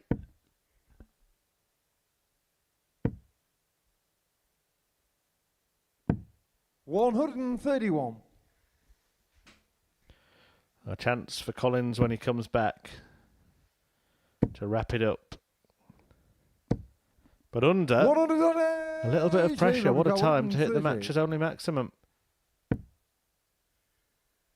Needs to find the treble 20. Does for Ball. 105. Joey Carr, Great effort there for 149. Collins, but it's Mernon that comes back now for 149.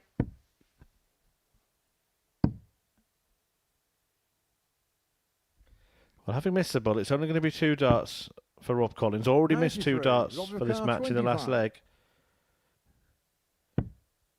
Chooses double 10, one of the targets he missed. And he's missed it by so far. He's not getting the full quota. 21. Wow, well, from 3-0 up, 56. it looks like being 3-3. Tops the target, tops is Shown the found. six-leg Joe It is Mernon. 3 apiece. We do have a level match.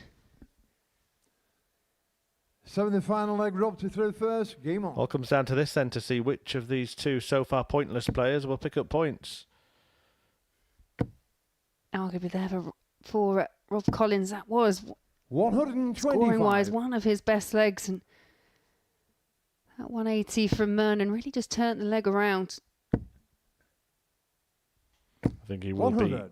seething, probably more than Joe Mernon Collins if he loses this game, having been in that position of leading 3-0, having had darts to win the match in a couple of legs consecutively, and 56. even more so in failing to actually get the 2 darts at double in that last one, because he missed by so far and pulled it into the 15. 100.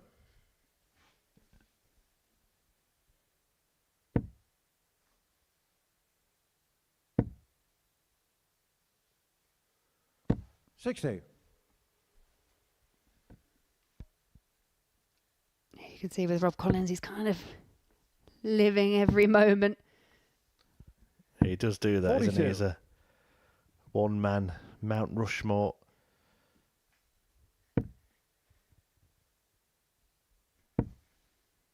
Aren't many more expressive 65. faces in the world of darts.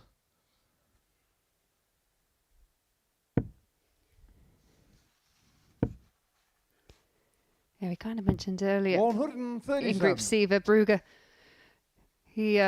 He's got a very stoic kind of face, one that you would want on your poker team. Not quite sure Rob Collins would be the best poker player. 57. Yeah, I Joe think Ricard, he'd kind of be the antidote to 122. Rob Collins, wouldn't he? I don't think they'd understand each other, Laura.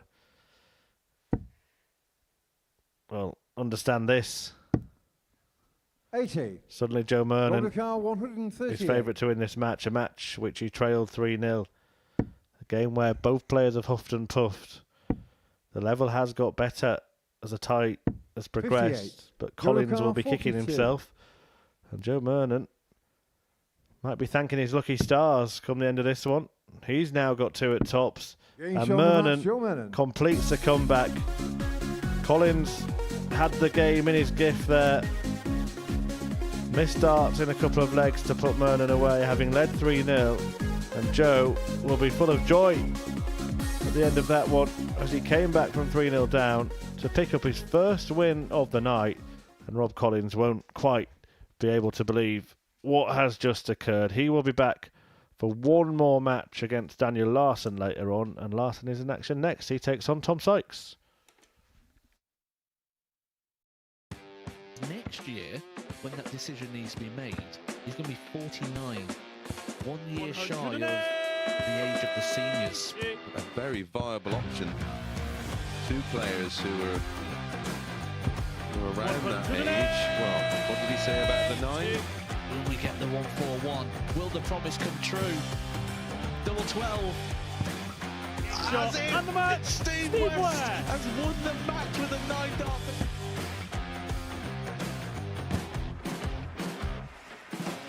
Harrison has kicked off the last leg in perfect style. It's everything, really.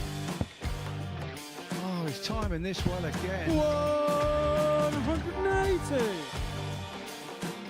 With a 9-darter, treble 19. Treble 15 leaves double 18. Franchise Harrison to win the game in perfect style. Hauled himself out of it. Yeah, it was something that Henry actually said in jest that I was quoted as saying Jared Cole is one of the most, sounds a bit fishy. Glenn, do you know my grandpa Mark Salmon? Do you? On a 177 and a 180. He's on a potential 9-darter. Come on, Jared. Yes, you beauty! Nice and high, and has now got the game back into his 100 own destination, and wow, the momentum is with him. Here we go. 108. I wouldn't have said it. Don't jinx it. Yes. Yes! Double 12! Yes! Get in there, Lee Cock! Well, I think it's fair to say that the blue touch paper has been well and truly lit. 108. 6th max of the match. Oh, hang about. Hang about. It's getting ridiculous now. Can Tommy Leishman give us back-to-back 9-darters in back-to-back games? He could, you know. He could, you know. Goodness gracious me! Tommy Leishman. Back-to-back 9-darters!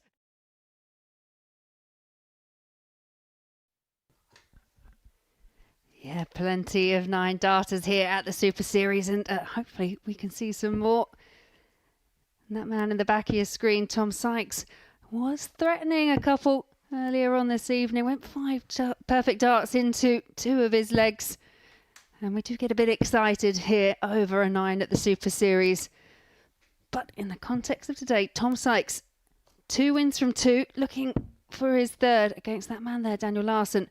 And Larson comes into this Group B as the favourite, but has won 1 and lost 1. Lost to his fellow Swede, Victor Tingström.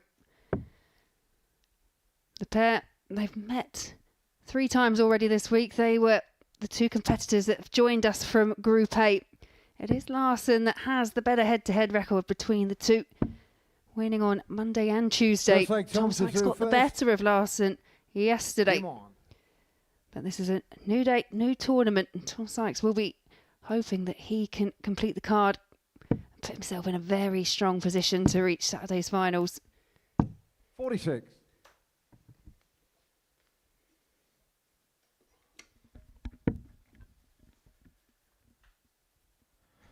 Yeah, a really good game in prospect. 96. If Tom Sykes beats Daniel Larsson, you wouldn't quite believe it, having watched both players play tonight. 59. But Larsson would be on the same points as Joe Mernon. It's not always about how well you play, is it? It's about beating the player in front of you. They would have one win apiece.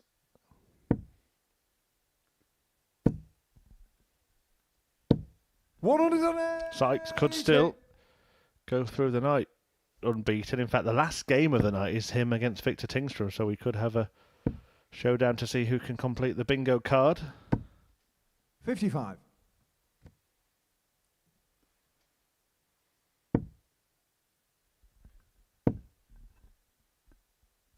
$100. Strong start here from Tom Sykes.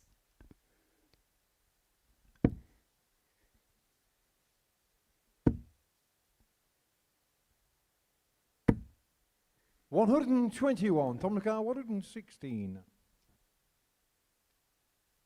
So for an opening holder throw, and that one was a bit wild there from Tom Sykes. 40. That, Daniel Carr, 133. I mentioned when we had that chat recently, Tom Sykes just seems to have lost a bit of concentration when it's coming to those kind of key moments, and this could be a key moment. Game shot the first Very well Daniel taken Larsson. there by Daniel Larsson.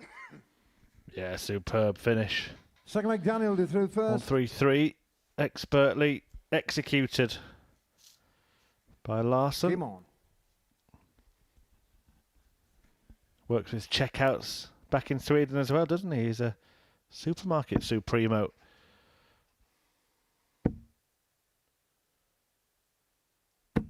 $140. I think that should actually be the title. Should have it Supermarket Supremo. 55. Yeah, he's a shrewd businessman, I believe, Daniel Larsson.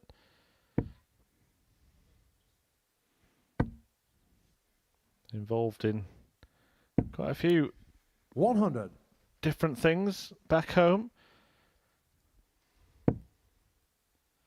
Darts is a passion 100. project for him.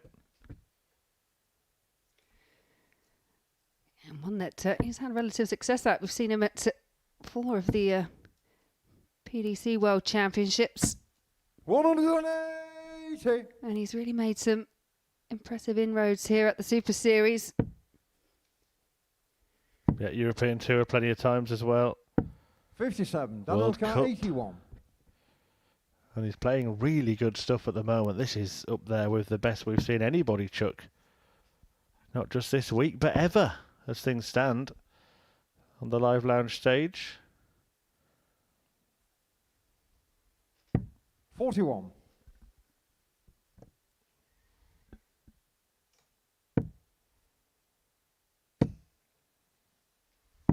$59. Daniel Carr, 40. 15 dart break in leg 1.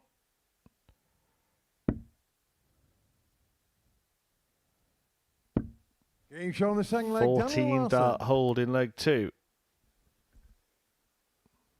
Third leg, Tom to through first. Game on.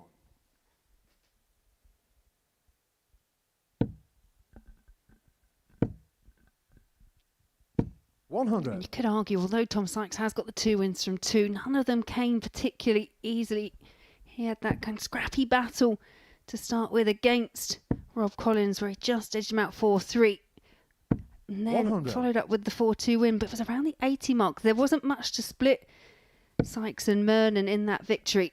It is all about getting those points. It is about crossing the line, but this is the 134. first, in my opinion, really big challenge here for Tom Sykes, and it's Daniel Larsson that's really making some headway.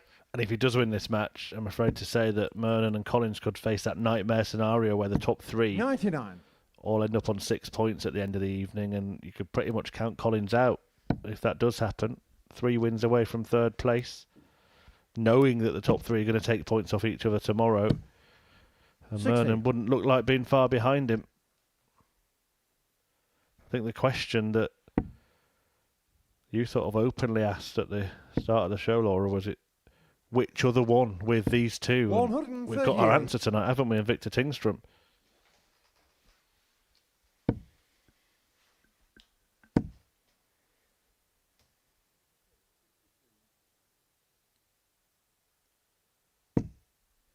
$83.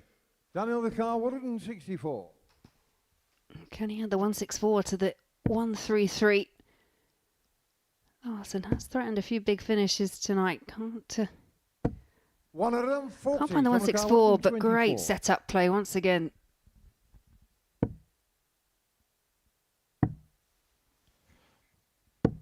Oh, just missing the ball there. Tom Sykes to try and cause a bit of a problem for Larson in this match, but it's another let-off for Larson. On the third leg, Daniel Larson. Fourth leg, Daniel did through first. Game on.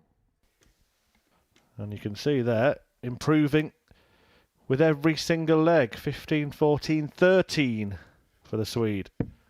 So we're predicting what, incoming 12? 96. Maybe. I like how you waited until 3 darts had landed before committing. 59. Actually, I'd say it's the first real time that I've seen Tom Sykes up there looking a little bit deflated.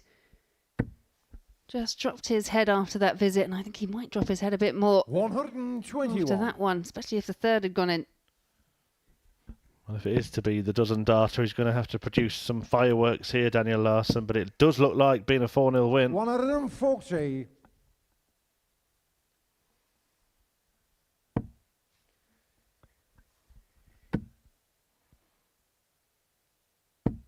$100.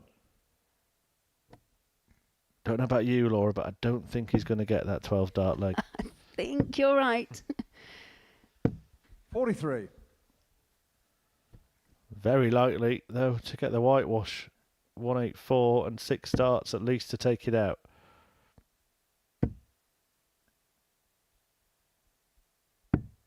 $136. Yeah, and if he does again, that would kind of flip the table round, put Larson in tops, Tom Sykes then dropping down into third spot. 139. But it is a stunning performance, this. Every single leg won in fewer or 5 visits. Another one. Sensational stuff. Daniel Larson with probably the performance of the week.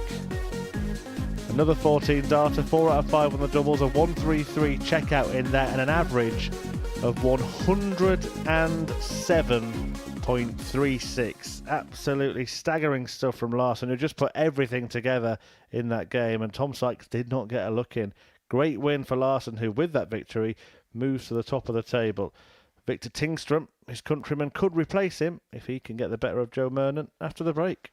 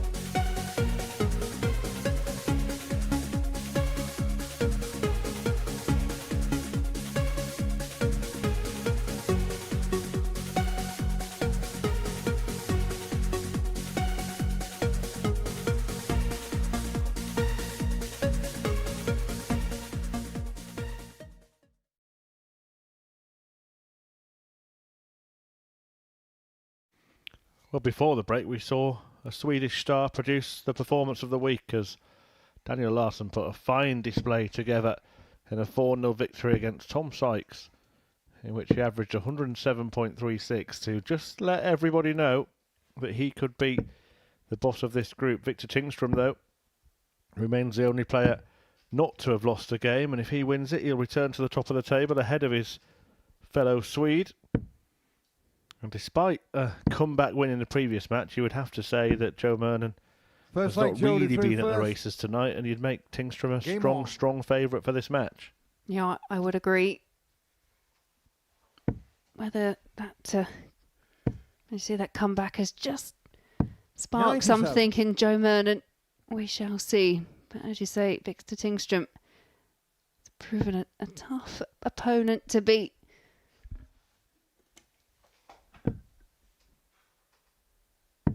$99.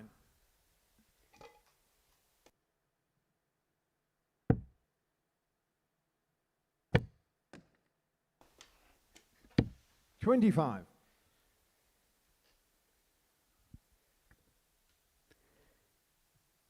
And that only dart falling out of the board. 96.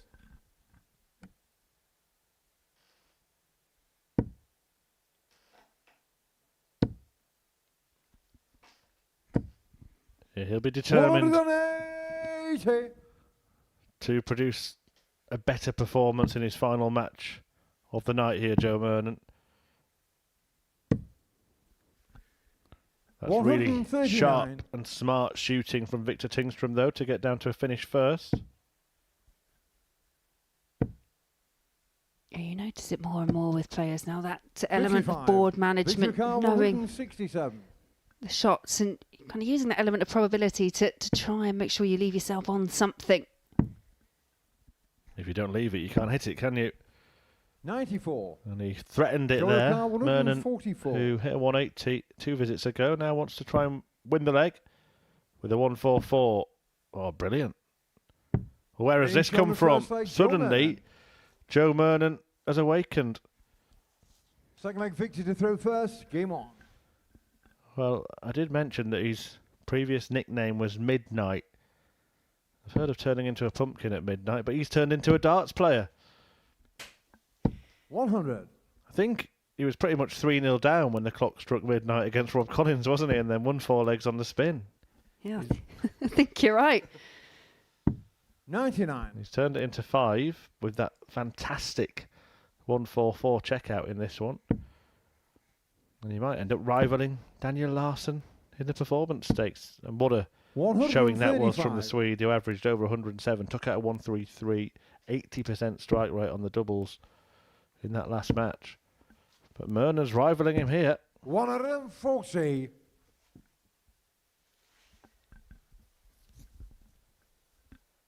Yeah, something really has clicked for Mernon, and whether it's just that click of the clock just turning into from Thursday into Friday, I don't know. But this is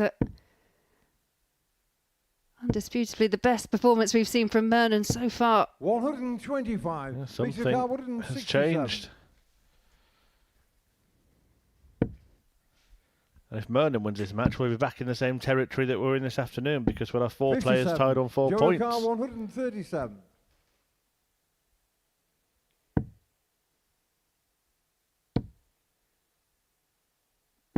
$97. Leaves it handy. 110.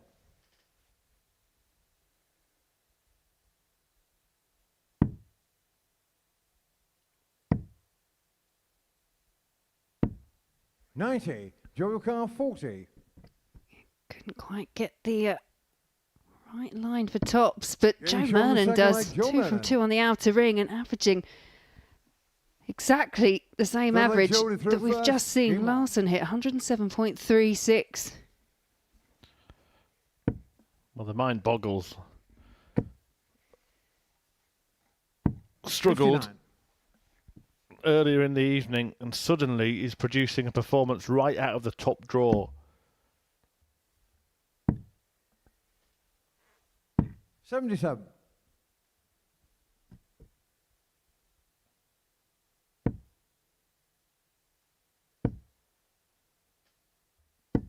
83.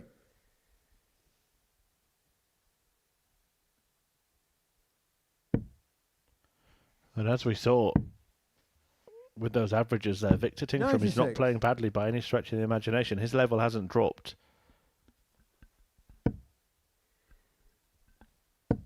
No, not at all. The question now is, can Joe Mernon 81. maintain this kind of level?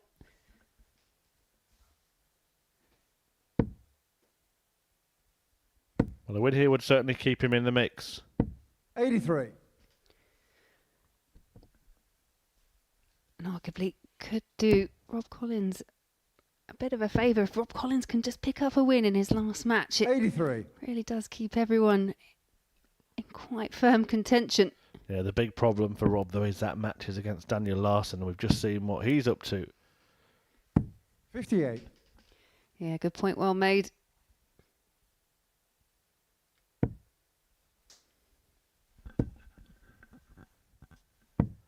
Good point, well made by Joe Mernon. 171. And every dart double so far has been successful, so having trailed 3-0 in his previous match, he might be about to lead 3-0 in this one.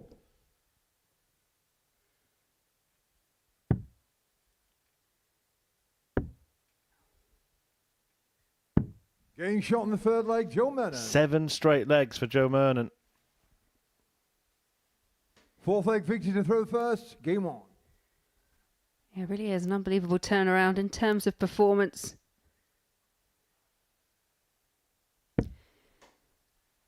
Almost comes down to something you mentioned earlier when we were discussing the 51. career of Mernon, having that tour card all the time. He had those big performances in him, just didn't do it on a consecutive 59. basis. Didn't do it on a consistent basis. Seeing a bit of that tonight. Yeah, well, we mentioned experience in relation to 100. Daniel Larsson, those 4 visits to the Ali Pali, playing on the world's biggest stage. Joe Mernon himself 58. has played in that tournament. He's been there 3 times.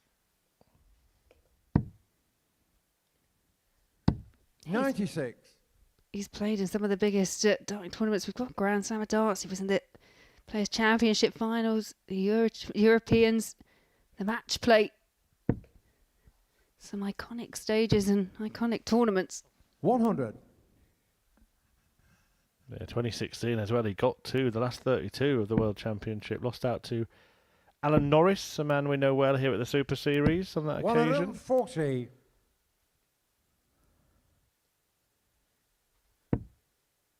That was the same year, in fact, that he got that victory against Andy 100. Hamilton. When, Victory card well, there were 114. 2 occasions where he thought he'd won the match, and on one of them he actually had.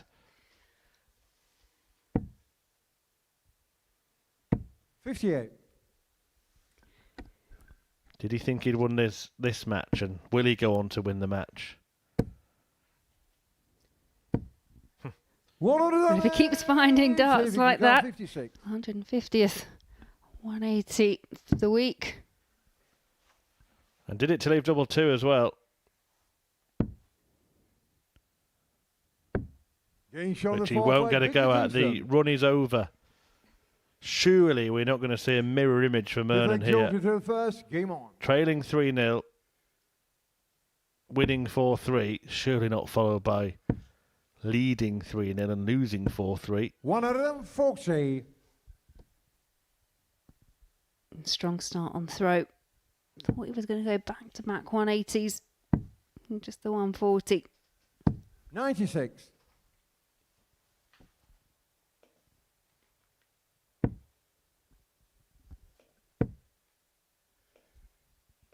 59.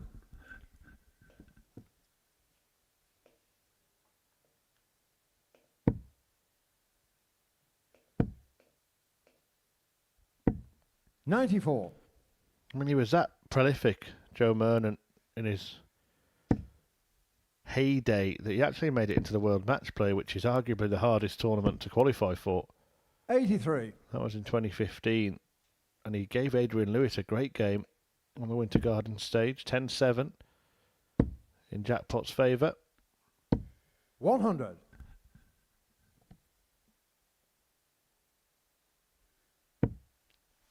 He was very much playing some of his best stuff around 59. 2015, 2016.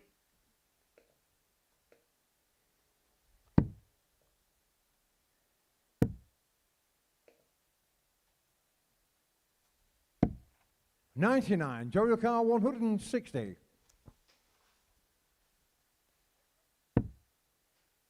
The 160 would have been for the match.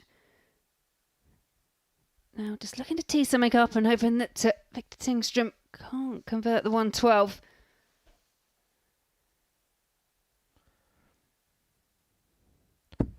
$60. Victor Car One point I would make about 112. Tingstrom in this game is he hasn't done anywhere near the stopping and starting that he did in the match against Daniel Larsson, a game he went on to win. He's just got on with it in this match for the most part.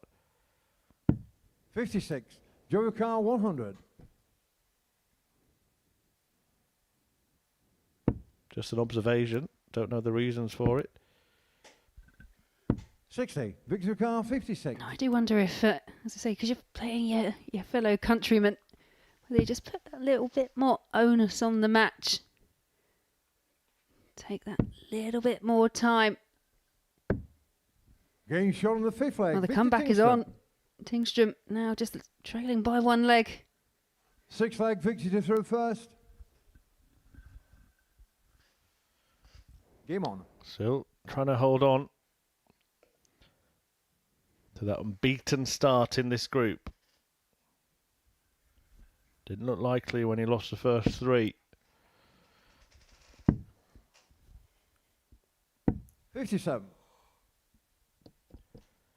Just two more games to come after this. Daniel Larsson against Rob Collins, followed by Tingstrom again against Tom Sykes. 96.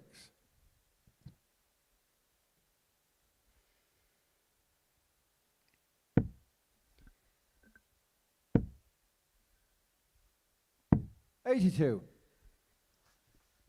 Could prove to be an important last start there for Tingstrom, who was struggling to find a treble. 59.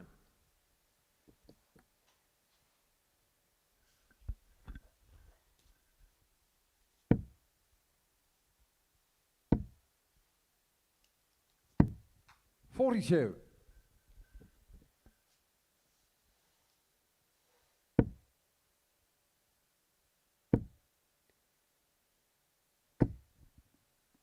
$81.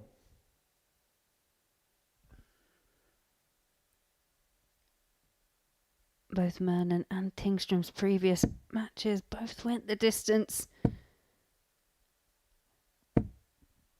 140. And that visit there really does put some distance between Tingstrom and Mernon. And it looks like it's another match that's going to go all the way. 45. The resumed players lead 3-0 in 4 matches tonight. 2 of them ended up 4-0. 95.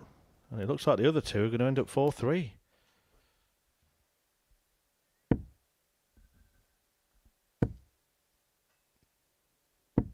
$81. Victor Car 85. Question will be, will it be 4-3 in the in favour of the player who led? Because it wasn't in the last match. The ball. Game shot on the sixth And it leg, is Victor deadlock. Tingstrom. Mernon's lead has disappeared. Seventh and final leg, Joe to throw first. Game on. It's Tingstrom now, who's dreaming of a great escape win. 100. It kind of begs the question, is it easier in a match like this? Is it better to be the one chasing or the one being chased? 45. Well, you would say 9 times out of 10, regardless of what's happened before, you want to be the one with the throw. 180. And Mernon making that count with that maximum, his third of the match. 140. Tingstrom almost able to reply in kind. Has to settle for the 140. 60. Leaves himself a finish with that final dart in the 25. 100. Joe Wouldn't have mattered anyway. 61.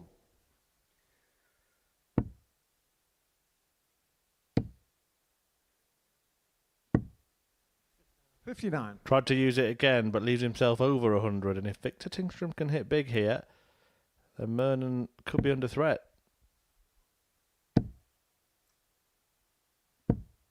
$135. Joe Ricard, 102. I think it was 2 treble visit there for Tingstrom.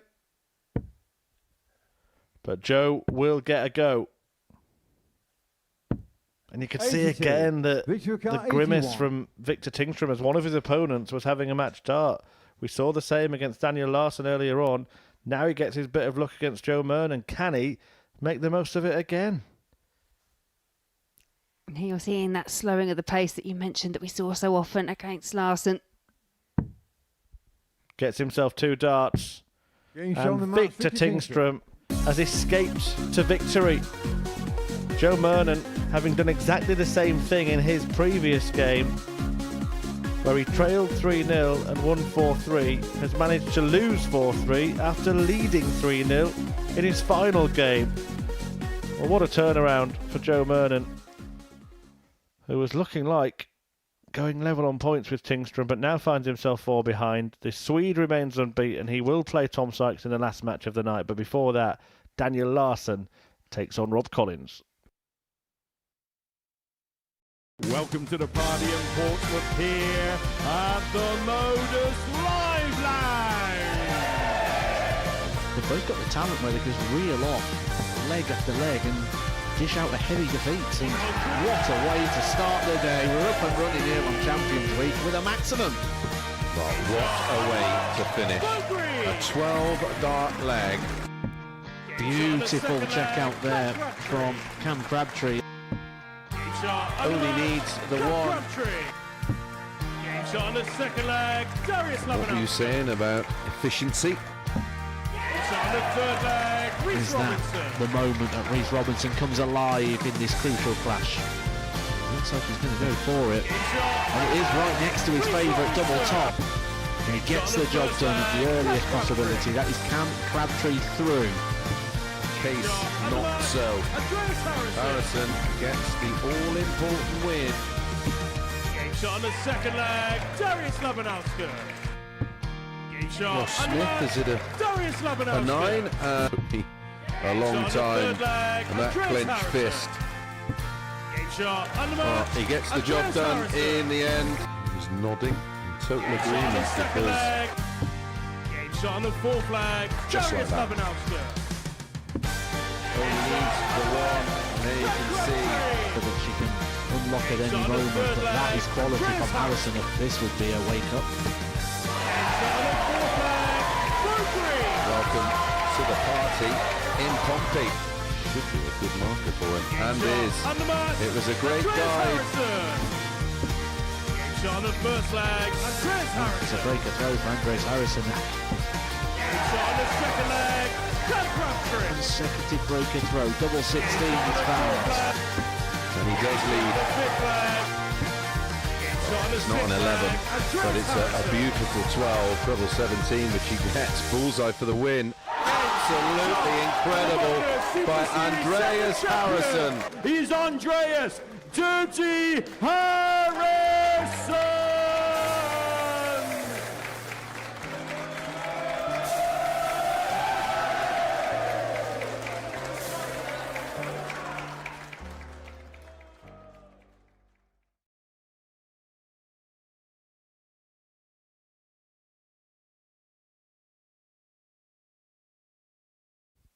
Welcome back to the Super Series, where Rob Collins is hoping to get his first win of the night in his last match of the night. He takes on Daniel Larsson, who's played some delightful darts this evening, winning 2 of his 3 matches, including a 4-0 win over Tom Sykes last time out, with an average of 107.36. So Collins is going to have his work cut out if he is to defeat Daniel in this one, and you have to think with the prospect of Tom Sykes getting to 6 points, where Larson would be if he beats Collins here, and Tinkstrom already is, that this is must win for the Man of Steel. Yeah, Rob Collins has come close. Lost out 4-3 in his opener, and then on that last outing, raced into a 3-0 lead over Mernon before Mernon clawed his way back to win 4-3. Game on. Yeah, Joe since then suffering that kind of turnaround himself, and I'm not sure, and in fact I'm certain that I've never seen that happen before at the Modus Super Series. A player come back from 3-0 down to win and then lose their next game having 100. led it 3-0. Yeah, it's definitely unusual. And it could actually be crucial. 85. I consider what I said there, that we could have the top three tied on 6 points. It's difficult for Rob Collins to come back from a 6-point gap, but it's pretty hard to come back from a 4-point deficit as well. 82. With just 8 points to play for. Yeah, I think that's the key difference, isn't it? Where we kind of quite often wax lyrical that it is easier, I say in inverted commas because you can't see me. 42. It is slightly easier to get through Group B because there's just more chances, there's more spots available. There are less matches. Yeah, so less time to dig yourself out of a hole. 99.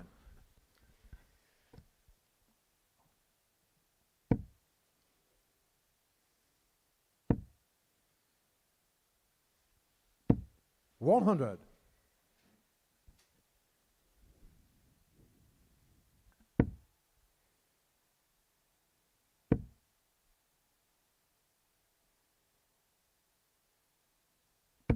$100.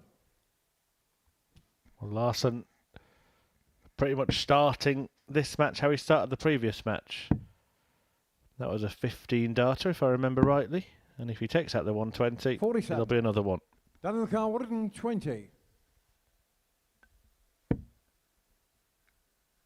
Needs to find a way of getting over the top and can't. That was an awkward first start. 56. Yeah, I think the thought of bull crossed his mind then, but then realised that Rob Collins wasn't on a finish, so maybe saw no value in it. 95. Daniel Carr, 64.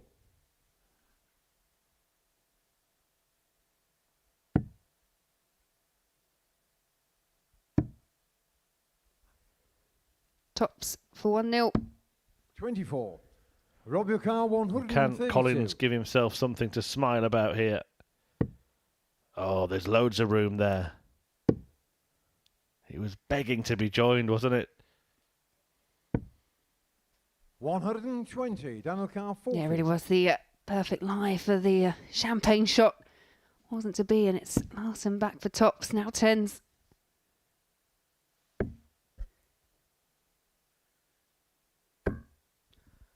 $20.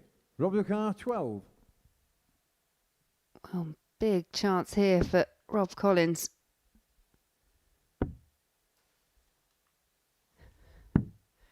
Once again, 9. great expressions from Daniel Collins, Carr, who 20. arguably was way off the mark.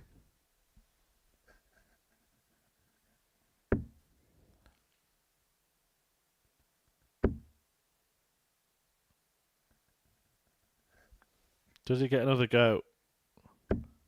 No score. Well, it's the worst Rob finish in the Carr, world, 3. isn't it? 3. But Rob Collins will be grateful of getting it. Doesn't matter how many darts it takes. This is for a break of throw. Being shown the And first Collins leg, Rob claims it. He can't quite believe it, but he leads Larson 1-0. Second leg, Rob to throw first. Game on. Yeah, very much the case of 1 over 1 in. He really made sure that first start at double 1 99. went way above the target and adjusted well.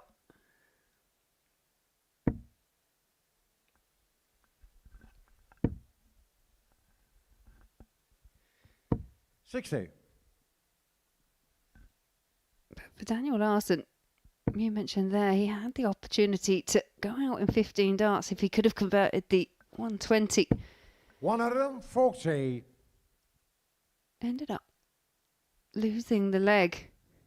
With Collins going out in 24 darts, 7 missed at the outer ring for Larson. Well, it's such an important game. This is a match to determine whether or not Rob Collins is going to be in contention. He won't be mathematically out of it, but realistically he would be. And we were talking about if Tom Sykes manages to beat Victor Tingstrom, Rob Collins being 6 points adrift. Well, if he can win this game and Sykes doesn't beat Tingstrom, he's actually just 2 points behind 2 players then. 180. Rob Ricard, 128. Just batting away that brilliant maximum by his opponent. And even though he hasn't taken that out, he will return with 3 more darts at it.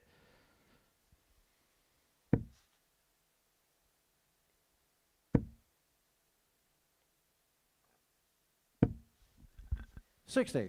Rob Ricard, 20.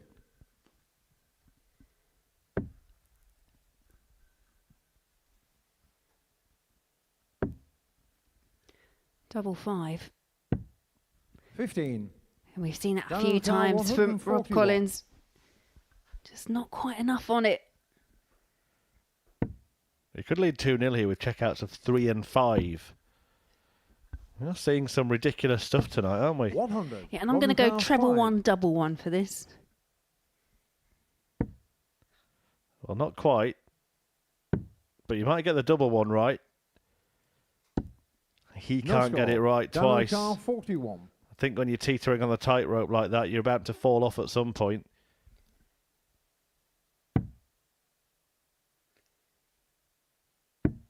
Game shown And this time, Daniel Larson dishes out the punishment. Third leg, Daniel goes through first. That was the face of a man who's missed 10 darts at double in this game. And that's what he thinks about it.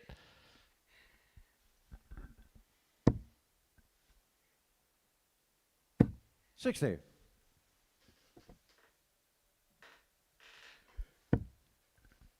It was a real opportunity there for Collins to stretch that lead into 2-0 and, as you say, what feels like a must-win match.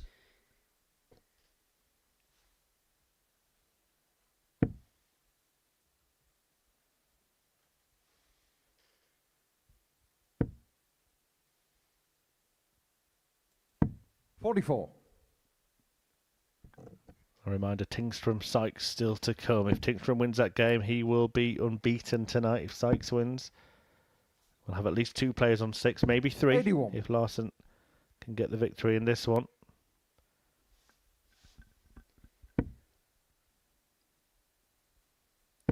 And you'd have to say, based on what you've seen tonight, I think going into that final match, Tingstrom to me just has the slight edge in terms of how they would go in as favourites. Tingstrom's managed to dig himself out of a bit of trouble twice. 3-0 down against Mernon, 2-0 down against Larson. There is some deception in the story, isn't there? Because he's dodged bullets in 2 of his wins, survived match darts.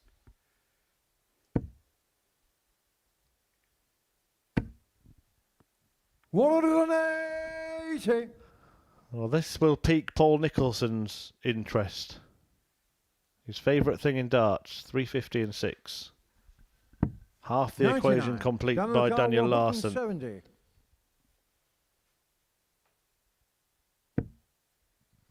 Yeah, apparently statistically more rare than a 9-dart finish, that, 350 and 6. 85. Rob Ricard, 164. I guess it's not surprising because you have to leave the 350. Then you have to hit the 180. Then you have to hit the 170. So, yeah, no, it's not surprising. 64. Daniel Ricard, 85. Well, we have seen some rare things tonight. It has been one of those evenings. Game shot in the third leg, Daniel Larson. But Daniel Larson has remained pretty consistent. Par for the course for him. First, game on. Not hitting the really high ceiling from his previous win, but hasn't needed 80. to.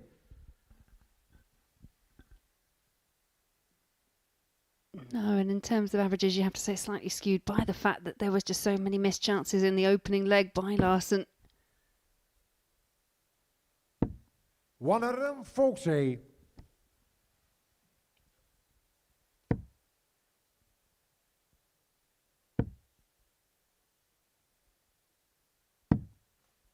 $44. A reminder that we once again have a double session of darts for you on Friday. The conclusion of both of these 84. groups. This one tomorrow night from 10 p.m. UK time, and then before it, Group C will be played to a finish 1 p.m. 50. Ashley Coleman leading the way in that group. 8 points for him, then 6 for Charlie Large. Everybody else on 4. Bradley Coltman, Timothy De Brewer, Jamie Owens and Callum Francis all still in contention to qualify. Last week Group B provided the Friday 60. dose of drama. I think it'll come from Group C this time around. Yeah, I think you're right. That's still very hard to call who will be going through from Group C. And I'd say a victory here for 137. Larson will really see this group take a bit of shape.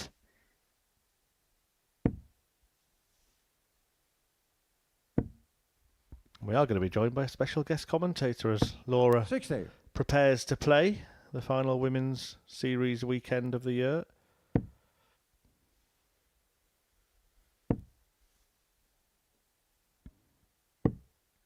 $50. I reckon Down you'd to the do car, 157. a final, Laura.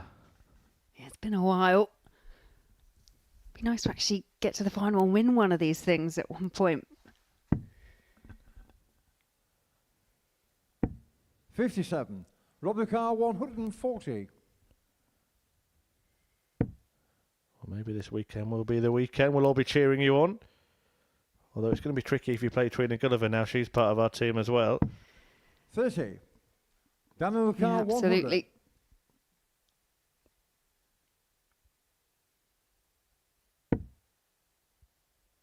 Great dart from Larson.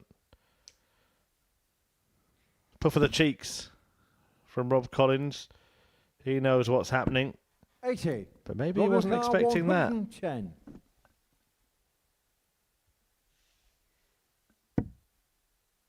Not a complete disaster. Treble 19 would have left the ball. 82. Down to the car, 20. So, double 10 for a 3-1 advantage. In it Finish on the goes, fourth and leg, Larson Daniel now Larson. has a vice-like grip on the game. Fifth leg, Daniel did through first. Game on.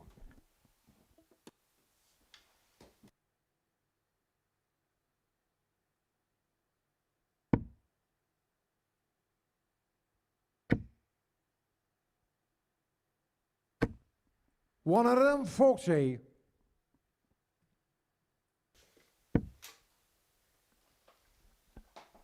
Yeah, once again, strong start from the Swede. 100.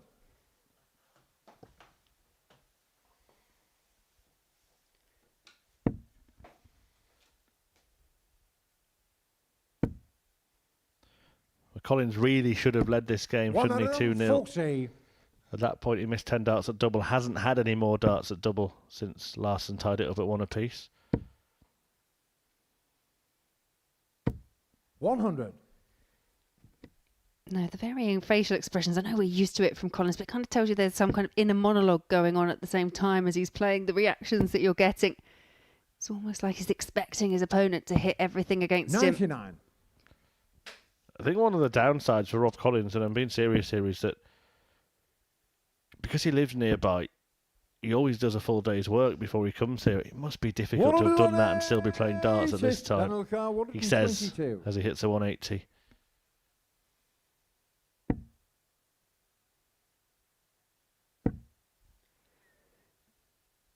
Was trying to hunt out 90. the treble 18, which Robert does Carr, find. 121. Again, good setup play, but can Collins convert this 1-2-1?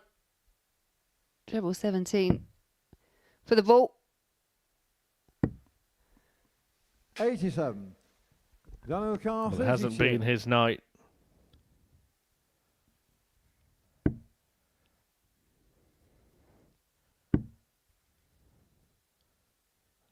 Will he be back? 16. He will. Rob your car 34. So many games that have looked over tonight. Game shown on the fifth leg, Rob Collins. Yeah, and this one most certainly isn't. It's quite interesting to see him in the background again. He was kind of limbering up, shaking everything out.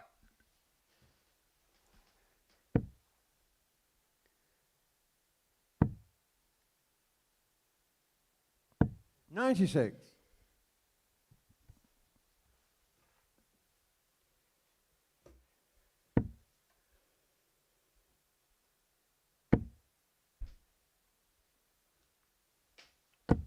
$100.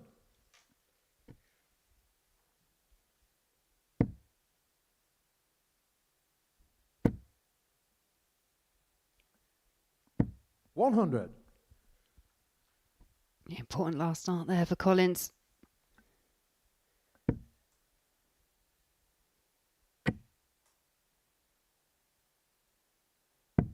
$57. Rob Collins, by taking that last leg, we're now back on throat.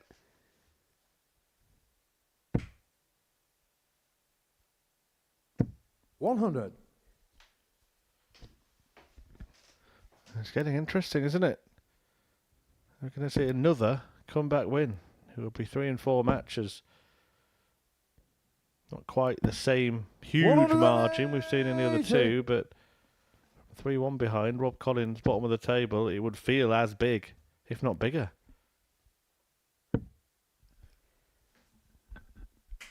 The 180 there from Larson, followed up by this visit from Collins, has made it all Down the really car, rather difficult 164. once again.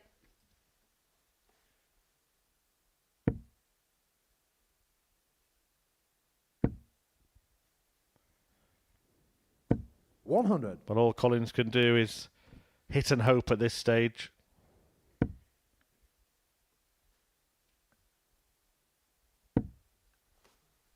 Yeah, once again, you just feel it's another match that's just started to 74. slip away from Rob Down the car, Collins. 64. 64 would do the job for Daniel.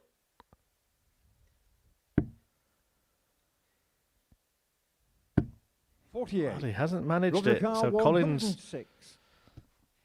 when he's finished the pre-shot routine, could keep the game going. 88. Daniel Carr, 16. Just the width of a wire away, but that's all it takes. And Larson back for double eight. Double 4.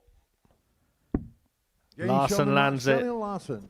And that means Collins condemned to a pointless pursuit in Group B at the Modus Super Series tonight. He will have an almighty amount of work to do on Friday after failing to pick up a point on Thursday. Daniel Larson, well, he ends his evening on 6. He's actually right now top of the table. He'll be replaced if Victor Tingstrom can see off Tom Sykes and remain unbeaten in the last match of the night.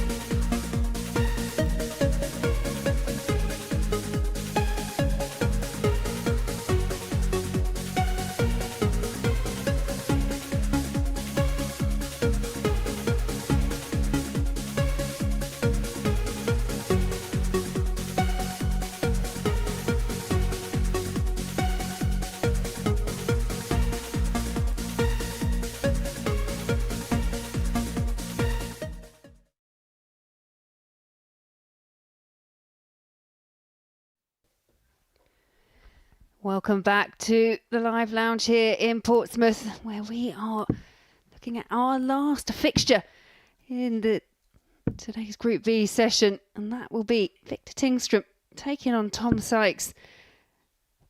Tingstrom, he is looking for perfection. He is the only player not to have lost a match throughout this evening.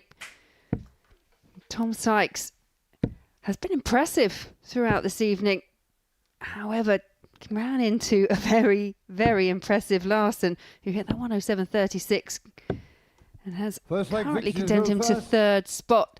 A win here for Tingstrom would see him top the table overnight and put himself in a very, very good position as we look to see who goes through to the finals on Saturday. Yeah, this is a big game for quite a few players actually in this group. Certainly the two on the stage. Tom Sykes, as Laura mentioned, by winning it would make it a three-way tie at the top and pretty much seal things. 59. With a day to spare, you would expect those three to be the ones that went through. But if he loses it, he's vulnerable to Joe Mernon. It gives Rob Collins an outside chance. And it just keeps both Daniel Larson and Victor Tingstrom in touching distance as well.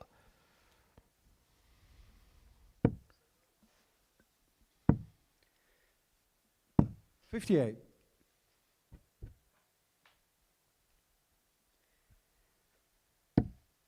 You couldn't really have two more conflicting groups at this stage. What we saw this afternoon in Group C, I still think it's 97. really, really tough to call. But in this one, it's looking more and more likely that it's the top three going through. I think one thing we can say is if Victor Tingstrom wins this match, then he's going to be there on Saturday.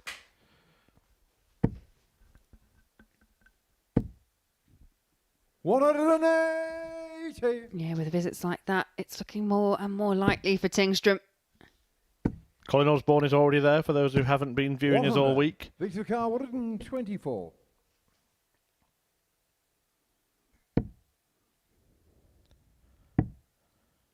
I know some of you have got other things to do. No, I said other rather than better, because there is nothing better than watching the Modus Super Series. Tom Carr, 144. In fact, there is. I can think of one thing. I'll inform you in a moment. 140. Victor Carr, First, 16. let's see if Tingstrom can take this out.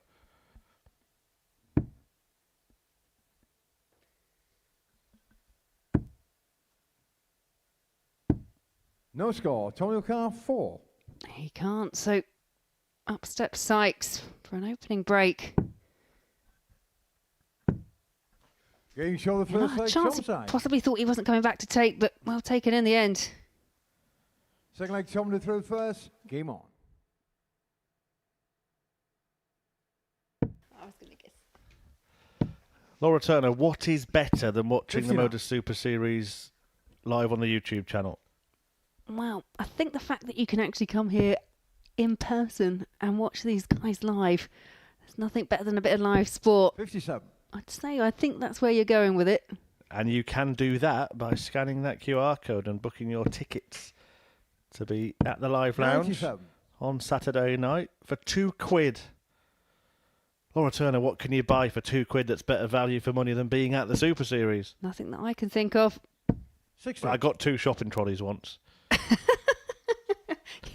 Did you have to return them or have you just kept them? Oh, you're supposed to bring them back. 134. No, there definitely is no better value for money. You will see some fantastic sporting entertainment. 60. Yeah, and I would suggest if you did want to join us here on Saturday, get those tickets booked quickly because Charlie Large at the moment is in second position. He is the local lad, and last time he made finals night, he brought a crowd with him. Yeah, it certainly did. A different 98. darting Come on, Carl, experience, but 74. certainly one to tick off the bucket list. Or chuck it list, as it should be called.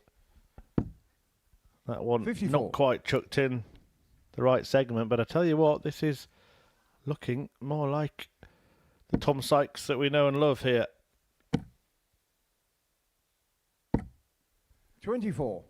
Tom Carr, 20.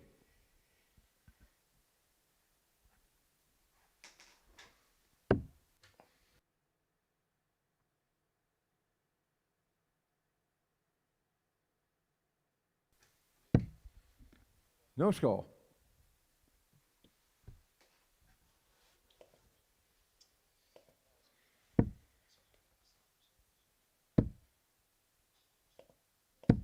$95. Tom McCarr 20.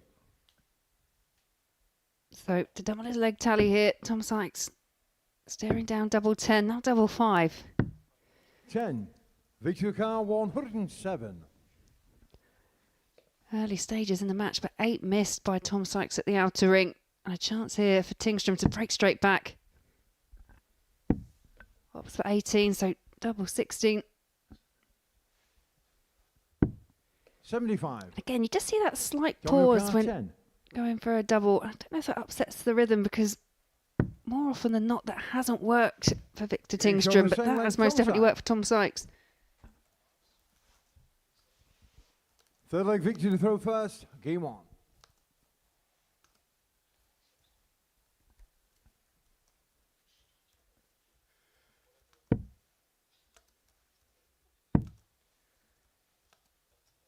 $57.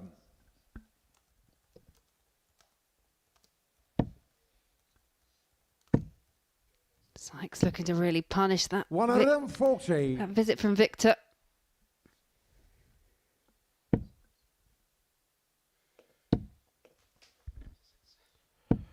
$140. Yeah, it's been a mixed night for Tom Sykes, hasn't it? Been on the wrong end of a 4-0 scoreline. It's not something that he's really used to. 59. But won his other 2 matches. Yeah, we have mentioned it, the wins that he has had tonight. 86. He's really had to kind of battle through and fight for. But the key thing about this first night in Group B is just keeping yourself in contention. 162. Oh, that was a superb visit, that, to leave the 140. Kind of laid down the dart on that wire between the 4 and the 18 and just built on top of it. And he cannot miss that target. Double 16. Wow, that would have been some spell. Victor Carr 124.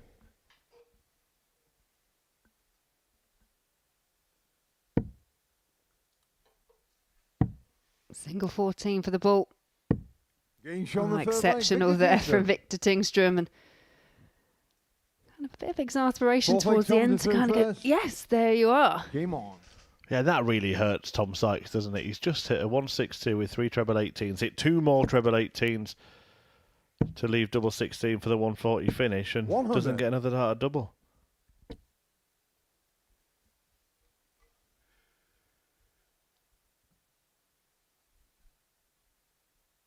Yeah, you're right. It's painful.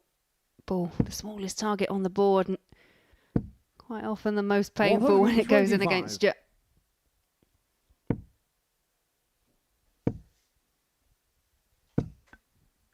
$60.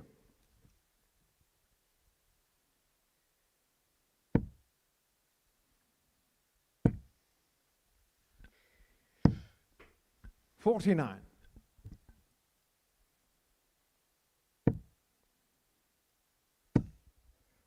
Does not want to be in 59. danger come tomorrow, Tom Sykes. And when you consider that his first 2 fixtures are going to be his last 2 tonight, so he'll play Tingstrom and Larson, he could find himself going into his last couple of matches needing victories if he doesn't get the win in this one.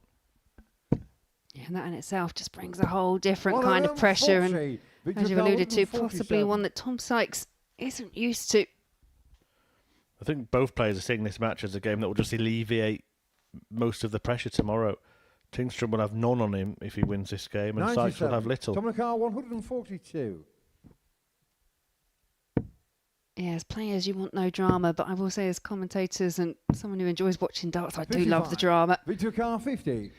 Also good on the ball, he might as well just go for it,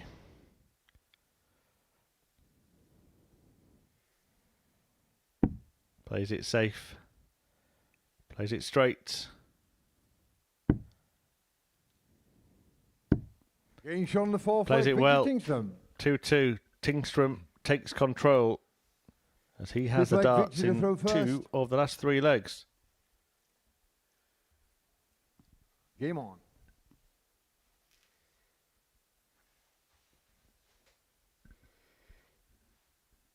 All that groundwork, that hard work that Tom Sykes put into those opening couple of legs is just going completely undone by Victor Tingstrom. 85. I have to say there's a lot of that we mentioned earlier, playing the opponent going on from Victor Tingstrom, because he's doing it again in this game, 57. like he did against Daniel Larsson. There's quite a lot of the slow approach to the hockey, taking his time, whereas there was none of it really against Joe Murnan. 96. Yeah, and again, I don't know if it's something that he's kind of doing and is really aware of, or if it's just the amount of onus that he's kind of putting on to certain throws at certain points in the match. That was well timed by Sykes to threaten the throw. 140. Victor here. If he can find one treble, he'll be on a finish first. He'd love to. 100. Would have given him the opportunity to fire back the 1-2-4 at Tingstrom.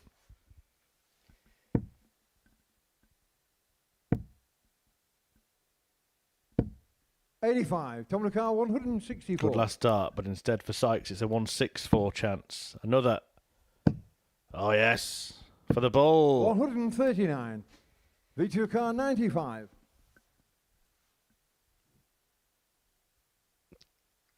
Couldn't quite repeat the bullseye finish that we saw from Tingstrom in the previous leg. Going double-double. Didn't work 39. out, so Sykes can 25. regain the lead and the initiative in this tie. 2 darts, double 8, only needs Being short one, of fifth and leg, now only needs Tom one leg to sign off with a win. 6 leg Tom to throw first. Game on.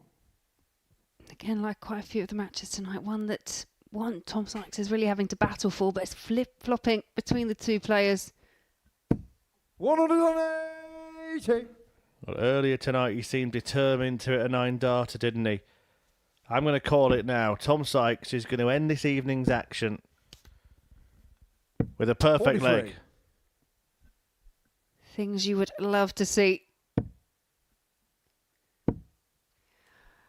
Oh, 100. Honestly, I thought it was a Mystic Murph moment.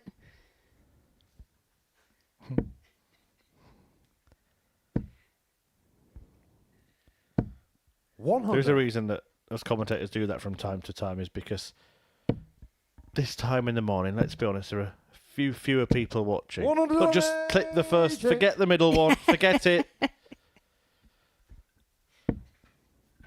And when you do get it right, and it's posted on social media everywhere, you look like an absolute genius rather than the usual fool. Well, that's far from perfect. 27 remaining.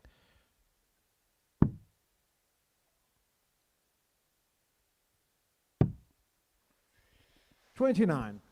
Still got a bit of time on his side, but we have seen a few misses on the outer ring by Tom Sykes.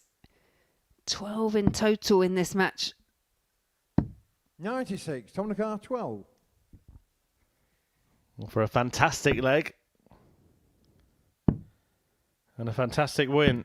Game shot. Tom Sykes locates double 3 to get a victory against Victor and to inflict the first defeat on Tingstrom tonight. Sykes joins his opponent on 6 points. Daniel Larsson also with 3 wins from 4. And this group is looking pretty straightforward in truth, with those top 3 looking very difficult to remove from the qualification places for finals night on Saturday. We are a little closer to knowing who will be there, and you could be there as well.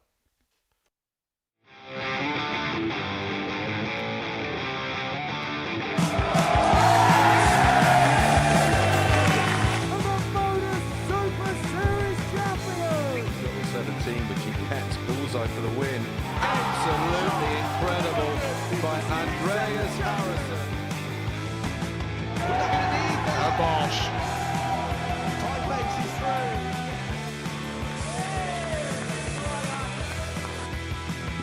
Game, shot, and the match.